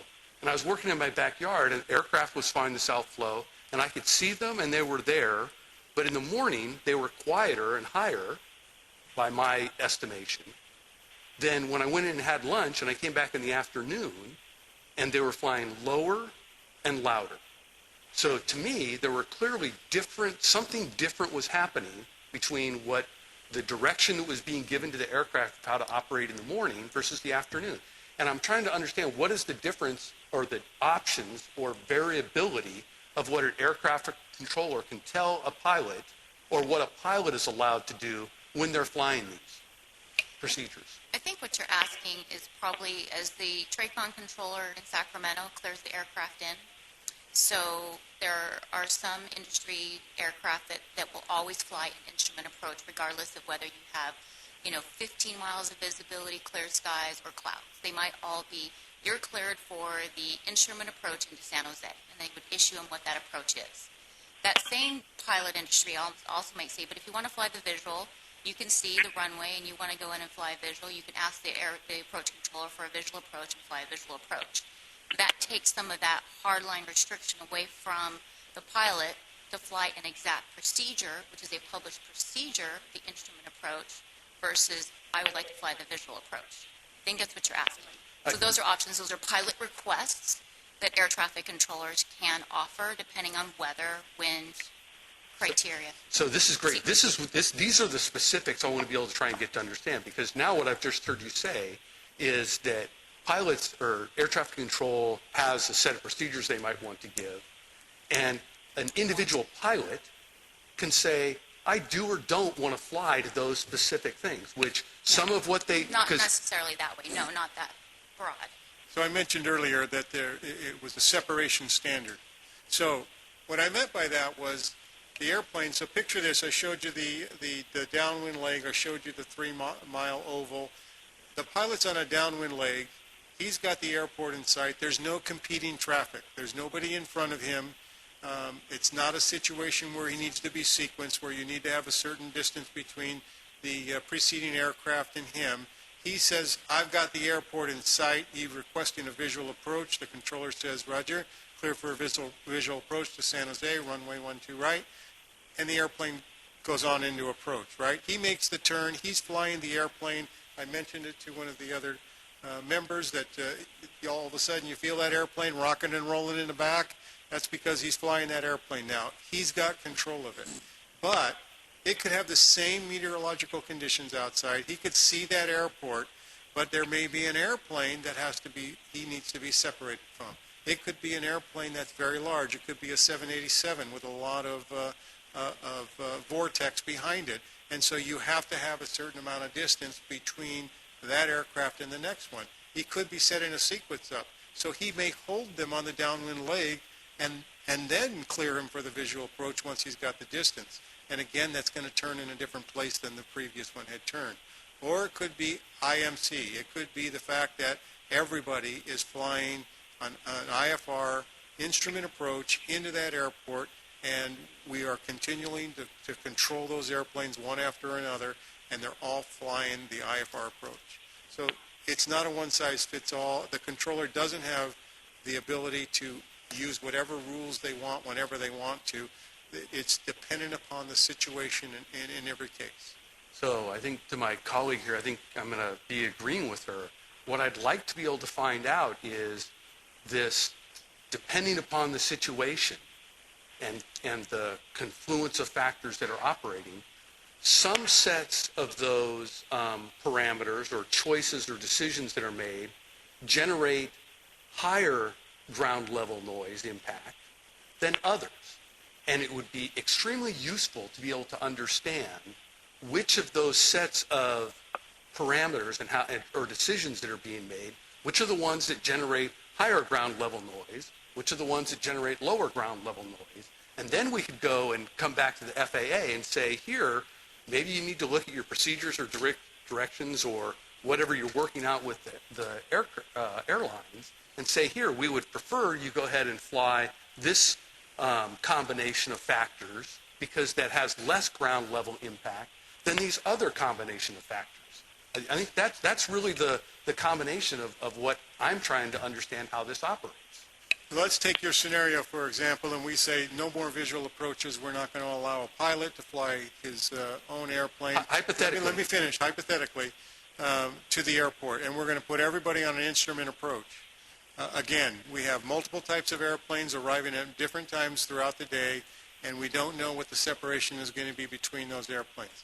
How that pilot will fly that same procedure. Again, it's not a hard and fast expectation on the altitude. There's one crossing restriction on that, and then the airplane is descending down as he makes the turn.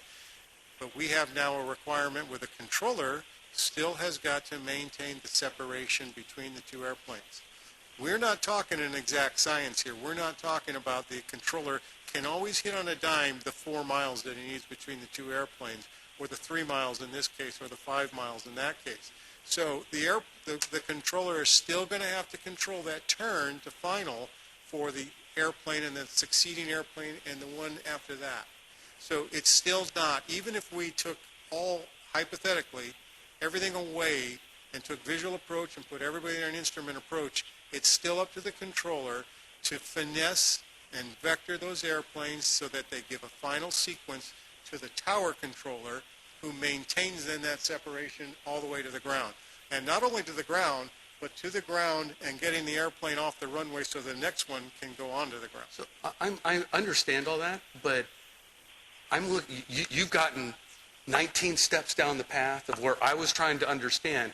What I'm trying to get to is to understand what are the different variables or choices or decisions and choices that either the controller's making or the pilot's making, and what those decisions, how they impact ground level noise.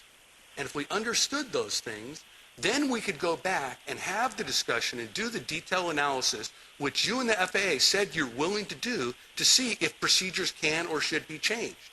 I would never recommend that we go and make a change that was going to create unsafe conditions. So if we explore that, you'd have to have a noise monitoring system on the ground, Okay. which the FAA doesn't have. Okay, but I got a congressman, somebody over here. That's fine. So you put noise monitors on the ground, and then you identify a specific airplane that you feel is noisier than the next one. Mm-hmm. And then we can look at it, and we can go back, and we can do a replay of what the controller did, listen to every instruction given to that airplane, and we could do that for individual airplanes. I don't know that we could do that for a sampling of a day, because, again, every one is different. So we would have to have a noise, determine what that noise level is, and then look at an individual airplane at an individual time that went over that noise monitor, and then go back and listen to the recording of it and see what happens. Okay, that's great, because I hope That's what we staff can do. just captured what you just said, because that may be one of the recommendations of what we want to do. But to that point, does the FAA have specifications for what is allowable, and I'm going to talk about here portions of San Jose, Cupertino, Sunnyvale, Mountain View, and Palo Alto. I know these are, if we were much closer to the airport, there'd be decibel level monitoring or levels of what's allowed. Are there decibel level definitions for what is allowable noise, what I'll say here, Sunnyvale's 7 miles from the airport or something? Yeah, I believe the airports have all of that noise information.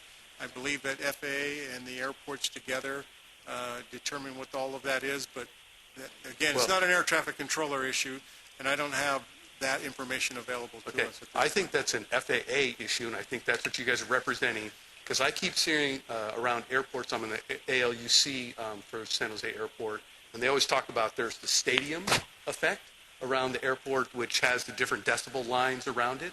And I think one of the challenges that we have, the cities that are having this particular air noise problem, that decibel, stadium kind of effect doesn't go far enough out into those locations. So I would like to request at the next meeting that somebody from the FAA let us know if there is or is not decibel level definitions for what is allowable or unallowable noise in the flight path of what is South Flow. Yeah, I believe that's the airports division that maintains the all of FAA that. and the airport, you guys can work it out. I'm not going to get into this organization or that. The FAA, FAA's airport division. Okay, but Yeah. whoever comes back from the FAA, that'd be great. You keep trying to raise your hand in my question, so I'll go ahead and defer to you just a second. I just wanted to add to what you were saying. If we can put noise monitors in appropriate locations and then maybe have the residents report when they hear unusual noises or irritating noises, then we can have the NorCal procedure book for what's happening during those noise events. Are you looking at to the FAA for that? Because, again, I tried to explain that. The FAA doesn't have noise monitoring devices. I know airports, San Francisco airport, they have a noise office, and they have some that they've placed in. Oakland has a noise office, and they have placed some noise monitoring devices in different neighborhoods. The FAA doesn't have noise monitoring devices that I'm aware of. And I've been on a representative for the LAX Roundtable, San Francisco Roundtable, and the Oakland Noise Forum, but I'm unfamiliar with the FAA owning any of these systems. Okay, so maybe there's an action required from us here. And we can find out who's going to go ahead and do it. I think I'll just speak for my city, is we want somebody other than the local jurisdictions to have to pay for it.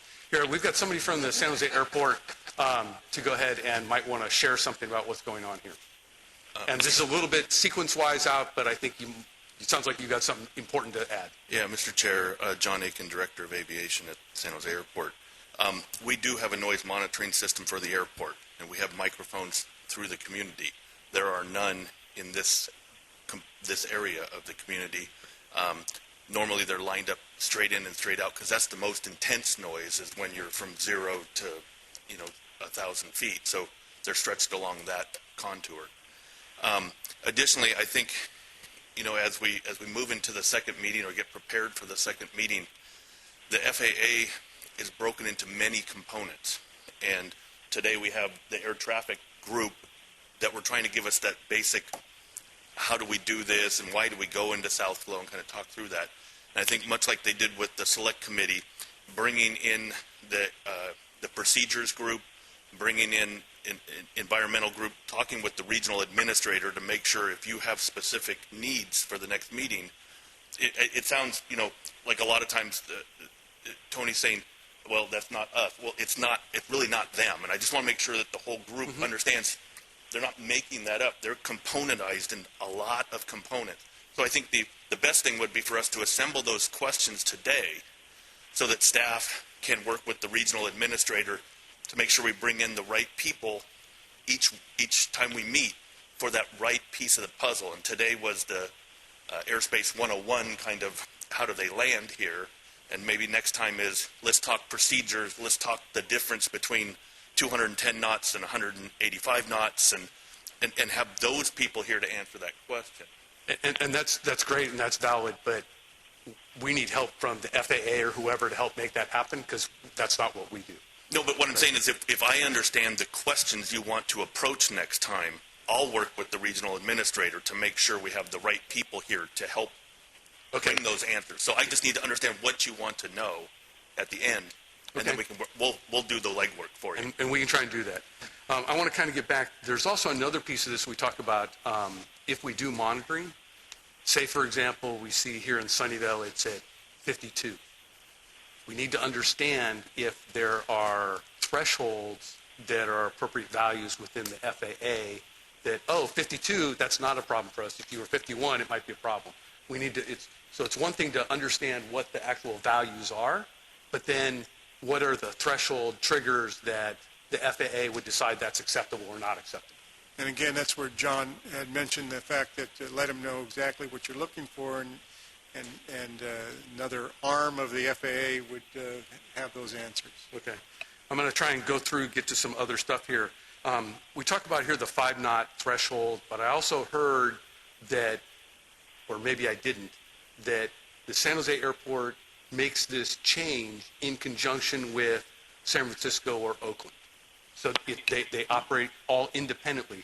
All independently. So we could be in South Flow. San Francisco could still be in its different configuration flow, and vice versa of what goes on. There's no change of what happens with that. There is no tie to what There's the no other requirement if San Jose is east flow, southeast flow, that San Francisco be a southeast flow as well. Okay. And there's no requirement for Oakland to be the same as either of those other two airports. Okay. When we talk about setting up of airspace and the complex airspace of what goes on between San Francisco, Oakland, and San Jose, who's the big dog airport and who wins when they say they need airspace rights? Well, no, so you have Class B airspace for San Francisco. That is determined by public law.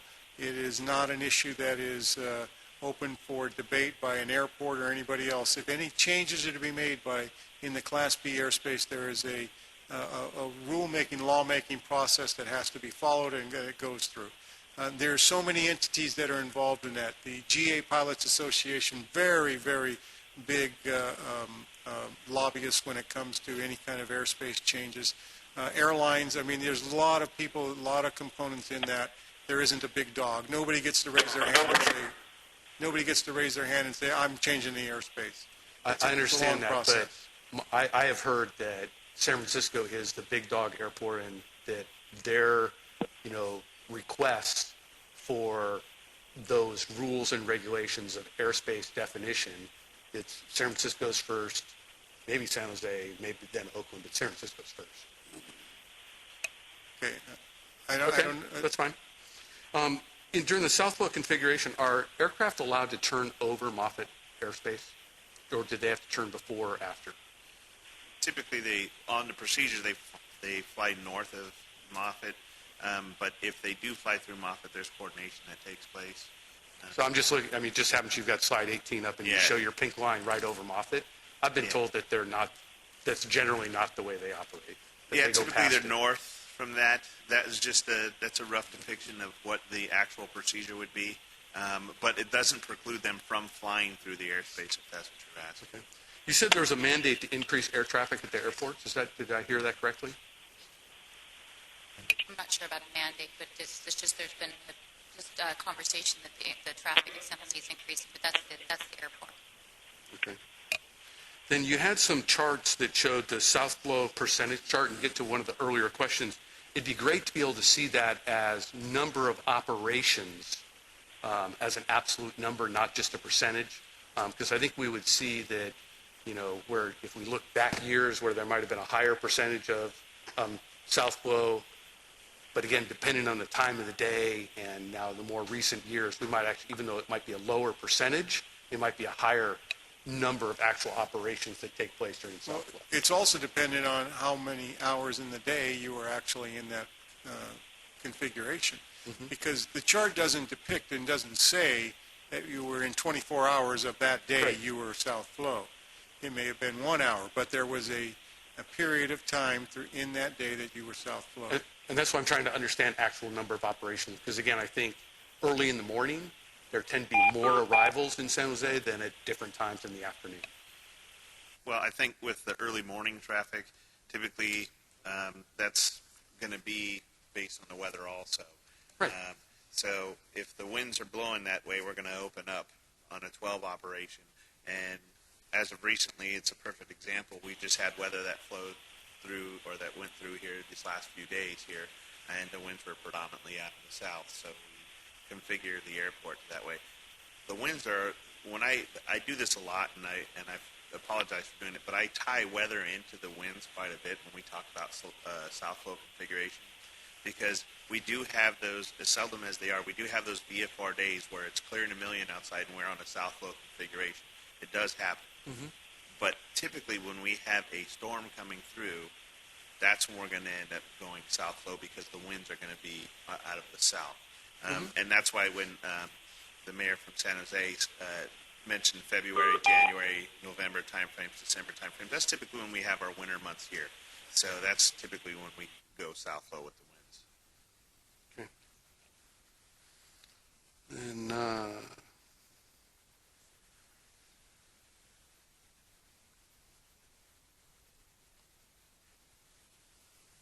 so I'm at the end of what my questions were about what you've talked about. Do any of my colleagues have any additional questions you'd like to ask? There you go. Just a couple of quick ones, maybe. We've heard that San Francisco is purchasing GBAS. Are you familiar with that? Can you tell us what it is and what they expect to get out of that? GBAS is a piece of equipment that they're attempting to purchase for the airport to reduce their ground delays. It is a gate monitoring system. It's a system to allow the controllers to have better awareness of whether gates will be available for inbound airplanes. And it has to do with their lack of land, for lack of a better term, and where to hold airplanes that are waiting for a gate.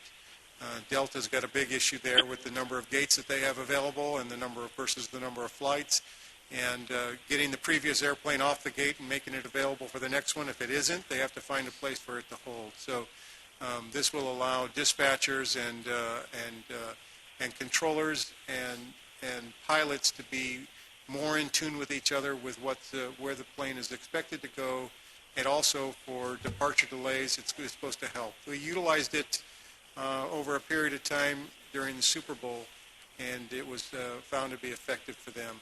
Not something that would have any impact on our program here. Yeah, it doesn't sound like it's addressing what we're talking about. Then you had talked about rails and how, the airplanes are on the rails. Are there any airports where, because of they've been able to disperse flights from those rails? If I can just interrupt a second, whoever's on the phone, if you could go ahead and make sure your phone's on mute, please. That's okay. So are there any examples of airports where they've been able to disperse flights off those rails? And if so, if you could share how that was accomplished, if you know. Or are all airports still on these, or now on these rails? Well, the question that you're asking is a little bit complex because I can only speak for San Jose. But other airports, when we talk about those rails, we're really talking about a steady stream of traffic. And really what we're concerned about is the finals and the departure corridors.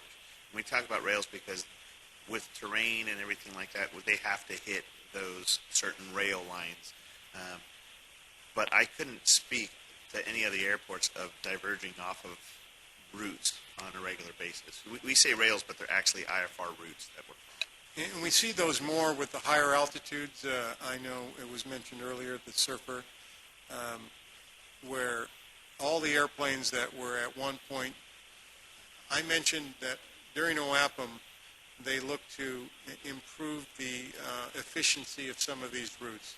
And where controllers had previously been turning in and shortcutting the airplanes, they adjusted the route to mimic where the airplanes, the majority of the time, were actually being turned short by the controllers. So when they did that, though, and they did the whole reconfiguration of the routes, it was all on RNAV. So that's what I meant by flying a rail. Now, rather than the controller taking them off the route and shortcutting them and not being an exact science, this one is flying a quarter mile further, the next one is 3/4 of a mile further before they get the turn. They're all hitting that point and making the turn. They're on that rail, every single one making the turn. And so that was what changed drastically in OAPM.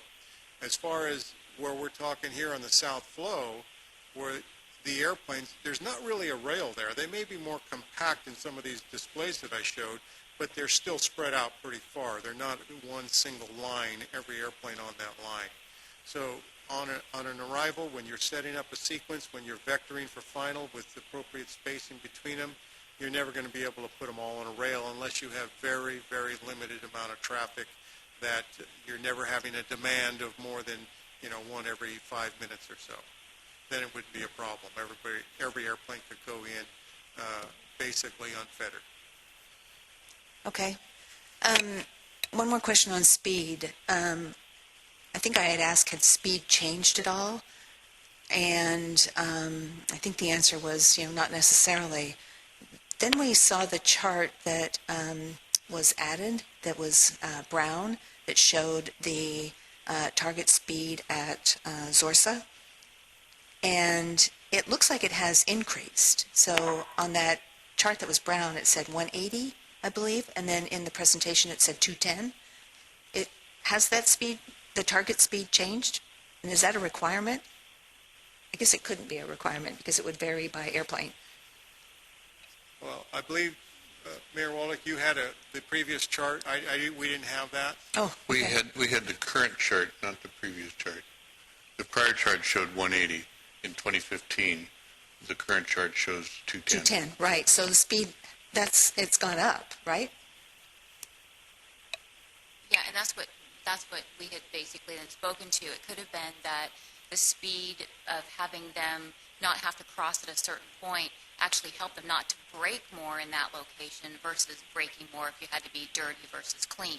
So the 180 versus the 210, that was the part that we then mentioned that those, now that's something we can research more for you if we need to, but that may have been the reason for that is because there's no crossing restriction at that point. It allows the pilot to then know where to be at that speed, where to start slowing, so it's more optimized and smoother to hopefully allow them not to be dirty or longer. Okay, sorry if I missed that. Yeah. There's so much information. I know, it's okay. Sorry about that. Okay. Okay. I think that's it. Just one second. I wanted to go ahead and not miss this. You also talked about there's some tri-airport meeting that's going on. I'm sorry, some what? A tri-airport meeting. You were talking about the three airports, or it was early on in your comments that there's some joint meeting between the different airports. No, there's a meeting. Okay, at one point I said that they weren't. Every airport was independent, and that's not true. The only independent one is San Jose. Oakland and San Francisco, their flows are dependent upon each other. One cannot be on southeast flow and the other one on west flow. One of the users from the airlines has requested that we meet together, San Francisco and Oakland, and the users to talk about when we do turn and when we don't turn and the impact that that's having on San Francisco. Okay, but that has nothing to do with what's going to happen with San Jose. Nothing process. to do with San Jose. I think before I go to you is, but I wanted to say where we're trying to go right here. We've been going through kind of our Airport 101 kind of stuff, and I'm looking at my clock, and we're starting to move down time-wise. So I wanted to go ahead and ask my colleagues, as we try and get to the end of this, if there's any last comments they have or things that we might like to have the FAA come back in our next meeting, or if you've got ideas that you want to go ahead and talk about things that we want to be capturing that we're looking into as possible changes and stuff. Because as a way to kind of wrap this, I want to take the information we've gotten, see what other questions we might have, and then if you've got ideas of what you want to start creating ideas of things that are going to be looked at. So, to you. Okay, just a quickie. Here? Just 1 second, and then we'll get back to the phone. I just wanted to say thank you for this chart. This shows a lot and would have helped in your presentation, I think, with the other chart. This is actually an improvement over what you had. I agree with it based on what I see now. But looking at the one from the other is hard. I'd like to take credit, but it's not ours. Whatever. Whoever did it is good. Thank you. Okay, I want to go to my colleague on the phone. Did you have some questions or comments? Yes, Mary Lynn. First, which slide, Gary, were you referring to that was good? Is it the one that was not in the deck and I haven't seen? It's now on our screens, Mary Lynn. It's not in the deck, and staff will look to add it to the online piece later. Yeah, it's a comparison Right. between old and new approach charts, which is it adds a lot of clarity. Great, thank you. The one question was just a clarifying one. We were talking about flying north of Moffett if need be, but it can be coordinated with Moffett. What class or classes is Moffett in? Moffett is a Class D type of airspace, but they still have airspace up to 2,000 feet. 2,000? Yeah, they have airspace that they utilize up to 2,000. For military? Yes, well, whatever operation they have, they're not just primarily military. Okay, thank you. That was it. Okay, thank you from the phone. I'm going to look down my colleagues here, starting on my left, if there's anything else you'd want to add or things for our next meeting. Thank you, Chair. Yes, I'd like to look into NextGen. I know NextGen has been the, given the direction for a lot of these, the routes that have been created, and I understand from talking to officials at SJC that they cannot be modified. And I'm just wondering if there is some way that it could be looked at to see if next gen, those routes can be changed. I mean, I know that, we don't want to move routes that will impact other areas, but listening to you and listening to others that are, talking about how flights are coming right over their homes in South Flow, makes me wonder that if there was some way to move those routes that wouldn't impact other areas, but still might, if there's some possible way out there that they can be moved, that would take that burden off of those communities. The other thing that I haven't heard mentioned was just climate change. Climate change is having an impact on our winds. It's having an impact, on our weather. But I think, as we explore, wind and the impact on how it's affecting, South Flow, North Flow, how we can incorporate that into a plan, because I think, no matter what we come up with here, weather is always going to be changing, wind is always going to be changing, and I think that does have a big impact on flights in our area. I mean, I'm amazed now just from the short time that, I've been involved here. I mean, as I'm out driving, I'm constantly seeing constant change in North Flow and South Flow during the day. So I think wind is definitely having an impact on, how our airports are operating. I think that's all I have. Thank you. Do you have anything? So for me, I feel like this was a lot of really good information. And I was wondering, I'd like a little bit of time to maybe digest it and think about it. Is there a chance we could maybe send you additional things we'd like to see? Absolutely. I mean, everybody, before the next meeting, if you've got additional comments or things you'd like to see, send it to me and to Matthew. Okay. I'm just trying to capture things that while we're here so that the San Jose Airport and the FAA people could hear it real time. Yeah. But yeah, if anything comes up between now and our next meeting, obviously earlier is better. Right. Get that to me or Matthew, and we'll go ahead and try and get that to the right people. Great. Thank you. Fisher? Just not a specific suggestion for the next meeting, but just the overall suggestion is, trying to figure out what the end game is. And in my mind, the end game is identifying whatever the variables are that we can manipulate or change or modify that are going to improve the situation. And kind of want to echo some of the frustrations that Councilmember Spring had or brought up, that about, really having, the capacity or the ability to really identify what those variables are. And I know there's different groups of the FAA that, are knowledgeable or responsible for those different areas, but we have to figure out a way to have access to that information so that we can make an informed decision. So I guess it's more of a statement than anything, but I think if we're going to be successful in this effort, we're going to need to have access to all that information that we can determine, which direction we want to go in. So And I think what I've always perceived the objective to be is finding a way to mitigate the effect of aircraft noise on the ground without jamming somebody else. Do you have anything? Yeah, I think I wanted to just say that we really need to understand under what conditions the noise occurs.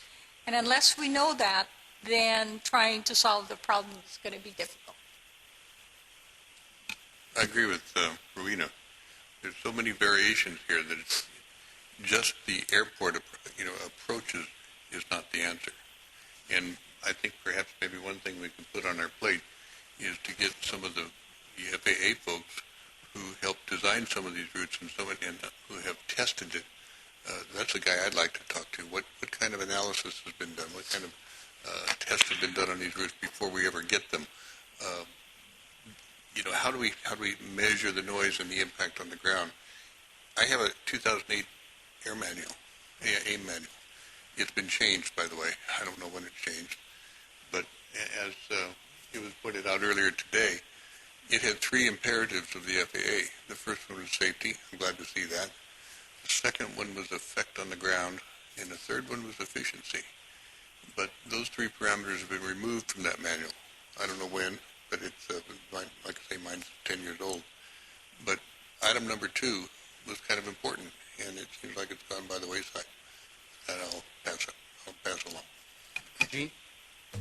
The only thing I would add is I'd like us to reduce our ambition to, instead of looking at all the way to reduce noise, some of it has always been there, to try to focus on the 2 or 3 things that we can identify which have changed recently that has caused a big increase in complaints and noise, and try to zero in on those as soon as possible. Vita? Thank you, Chair. Could you please bring up slide 22? Is there any way to get that data? Can the public access that data?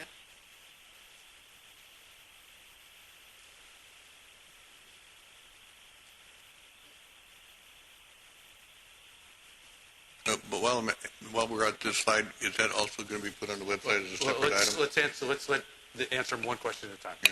That's a radar replay that the data is stored, but this particular one has already been uploaded. As So part of the this one PowerPoint. is, but this is a snapshot in They're time on... very, very difficult data to pull. If you're asking, can you have access to the radar, the system for the FAA, the answer is no. Okay. So this is just a snapshot in time on one day that you chose, and that's what you've shown us. But if we were to ask you, can you give us on date so-and-so in February of this year, you could show that to us? That's correct. Okay. Yeah, if we're looking for specific day, time, even airplane, we can do that. Okay. And with Flight Tracker and some of the other systems that are out there, along with a noise monitor, you can actually pretty much figure out which airplane it was. Whether or not the Flight Tracker data is 100% accurate or not, it's close enough to give you the airplane that probably was in the vicinity at the time. So we have date, time, and aircraft call sign. Makes it pretty easy for us to search. Thank you. My other questions I'll forward to the chair. Thank you. Yeah, and I would think if we end up making a request for, more data or something, that we collectively decide the 1 or 2 days that we want to do that for, and not keep hitting the FAA with, this date and that date and something else. And that whatever we would pick, then use that day consistently in our discussions about what goes on, so we can more zero in on the data. I don't want to have us go in lots of different places. Okay, so I wasn't going to ask for more, but go ahead. Well, no, I think I heard that this has been uploaded already. Is that right? This presentation, this particular one? Yeah. Yeah. Okay. The PowerPoint's been uploaded. This one thing has not been. That's 20 megs. It's a little more complicated to actually do it. Okay. Yeah, this is one that's really effective at expressing how it works. I know that, but it would be helpful if you could. Yeah, I'll work with our web person to see if we can do it. If Okay. that's okay. Okay, so I'm going to go ahead and I'm going to end here, new business item 4. We're not going to go on to the 4C to take a look at things. I'm just trying to look at how we're going to wrap up of what goes on here. As we go ahead and close this, I want to say thank you to the FAA. Some of us might have asked, kind of some direct questions and things like that, but I think, it was pointed out in the comments made, the purpose of this was to give everybody a bunch of information and trying to get some details of what actually drives how this complex airspace work and what that means to Southflow. And I think you guys have done a very good job of presenting a lot of information to us and answering our questions about what it is. We might still have more questions, but I think you've given us a good perspective on this, so I want to say thank you. And I just want you to know that we will not be evasive in any way. We will answer what we can. We don't have all the information that you may be searching for or looking for, but I think together with the airport, we'll try to make sure that we have the resources available for you for some of the things that you're asking for. Some we just may not be able to supply. Some of the things that were mentioned here earlier, I don't know that what the FAA has or doesn't have, so I don't want to speak out of turn. But okay. I will bring our procedures manager, who's worked with some of you before, Than McLeod. She's very good, and she can answer many of the questions about procedures. She's on vacation right now, so we got to work out schedules, so all of this stuff. And I would ask, if you are going to ask for other resources from the FAA, that you do so sooner rather than later to allow the coordination to take place, because I know our schedule is a bit fluid, and the dates that we're meeting is not really set in stone. It's been moving around a bit, so we need to give the opportunity for not only the right person to be here, but to be prepared to answer your questions. And I think that's fair. Asking, getting the questions out early certainly helps. But this, I'll speak for everybody here. I think this has been very useful and informational of what's going on. So I'm going to move on to item 5, which is public comments on things that are not on our agenda but within our jurisdiction. I have 2 speaker cards, Jennifer and then Ron Gilbert.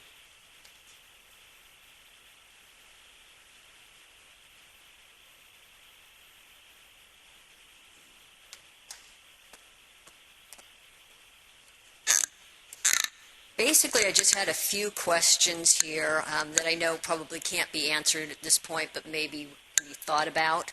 And that is first regarding the knots, the trigger for the south flow that is 5 knots for San Jose Airport. I wonder if, we've got a setting of 5 and then 10 for San Francisco Airport. I'm wondering if those are hard settings. In other words, can it be raised to 6 knots or 7 knots, for example? Is it actually set at 5 for some specific reason, or is there some give there? The other question that I had, and I had noticed on some of the charts that we had, especially the flight tracks for South Flow, we had noticed that on the flight path that between Hitir and Zorsa, the descent rate had doubled. That's based on the flight tracks, of course. I don't know if that had actually occurred. However, in the flight tracks that were shown, it did indicate that the altitude had increased over Campbell and seemed to lower over Sunnyvale. So I would suspect that the descent rate has actually increased, and I wonder if that is having some big impact on the noise as well. And then finally, on the flight tracks that we were seeing earlier, I did notice, and we had done the same thing when we had started looking at the FOIA data, we had started looking at too many flights. So, for example, when you looked at that, you were looking at about 2,000 flights on those maps that showed south flow, which doesn't really indicate that there was a big concentration that has occurred with next-gen and even pre-next-gen. And so what we did with the FOIA data is we looked at fewer flights on a given south flow day, and then the concentrations were pinpoint. You could definitely see that the planes had concentrated over certain neighborhoods. And over the years, we have confirmed, based on the FOIA data from the federal government. Okay, Jen, I think here's the end of your time. Just very. Okay. Ron Gilbert. Thank you. Hello. I want to make this really quick. I was very impressed today with all of you. I mean, you guys have done a damn good job. Where were you 4 years ago? I mean, we made a lot of headway today. I used to work for the government. I know what these guys go through. Our procedures are about this big, and we go through hell.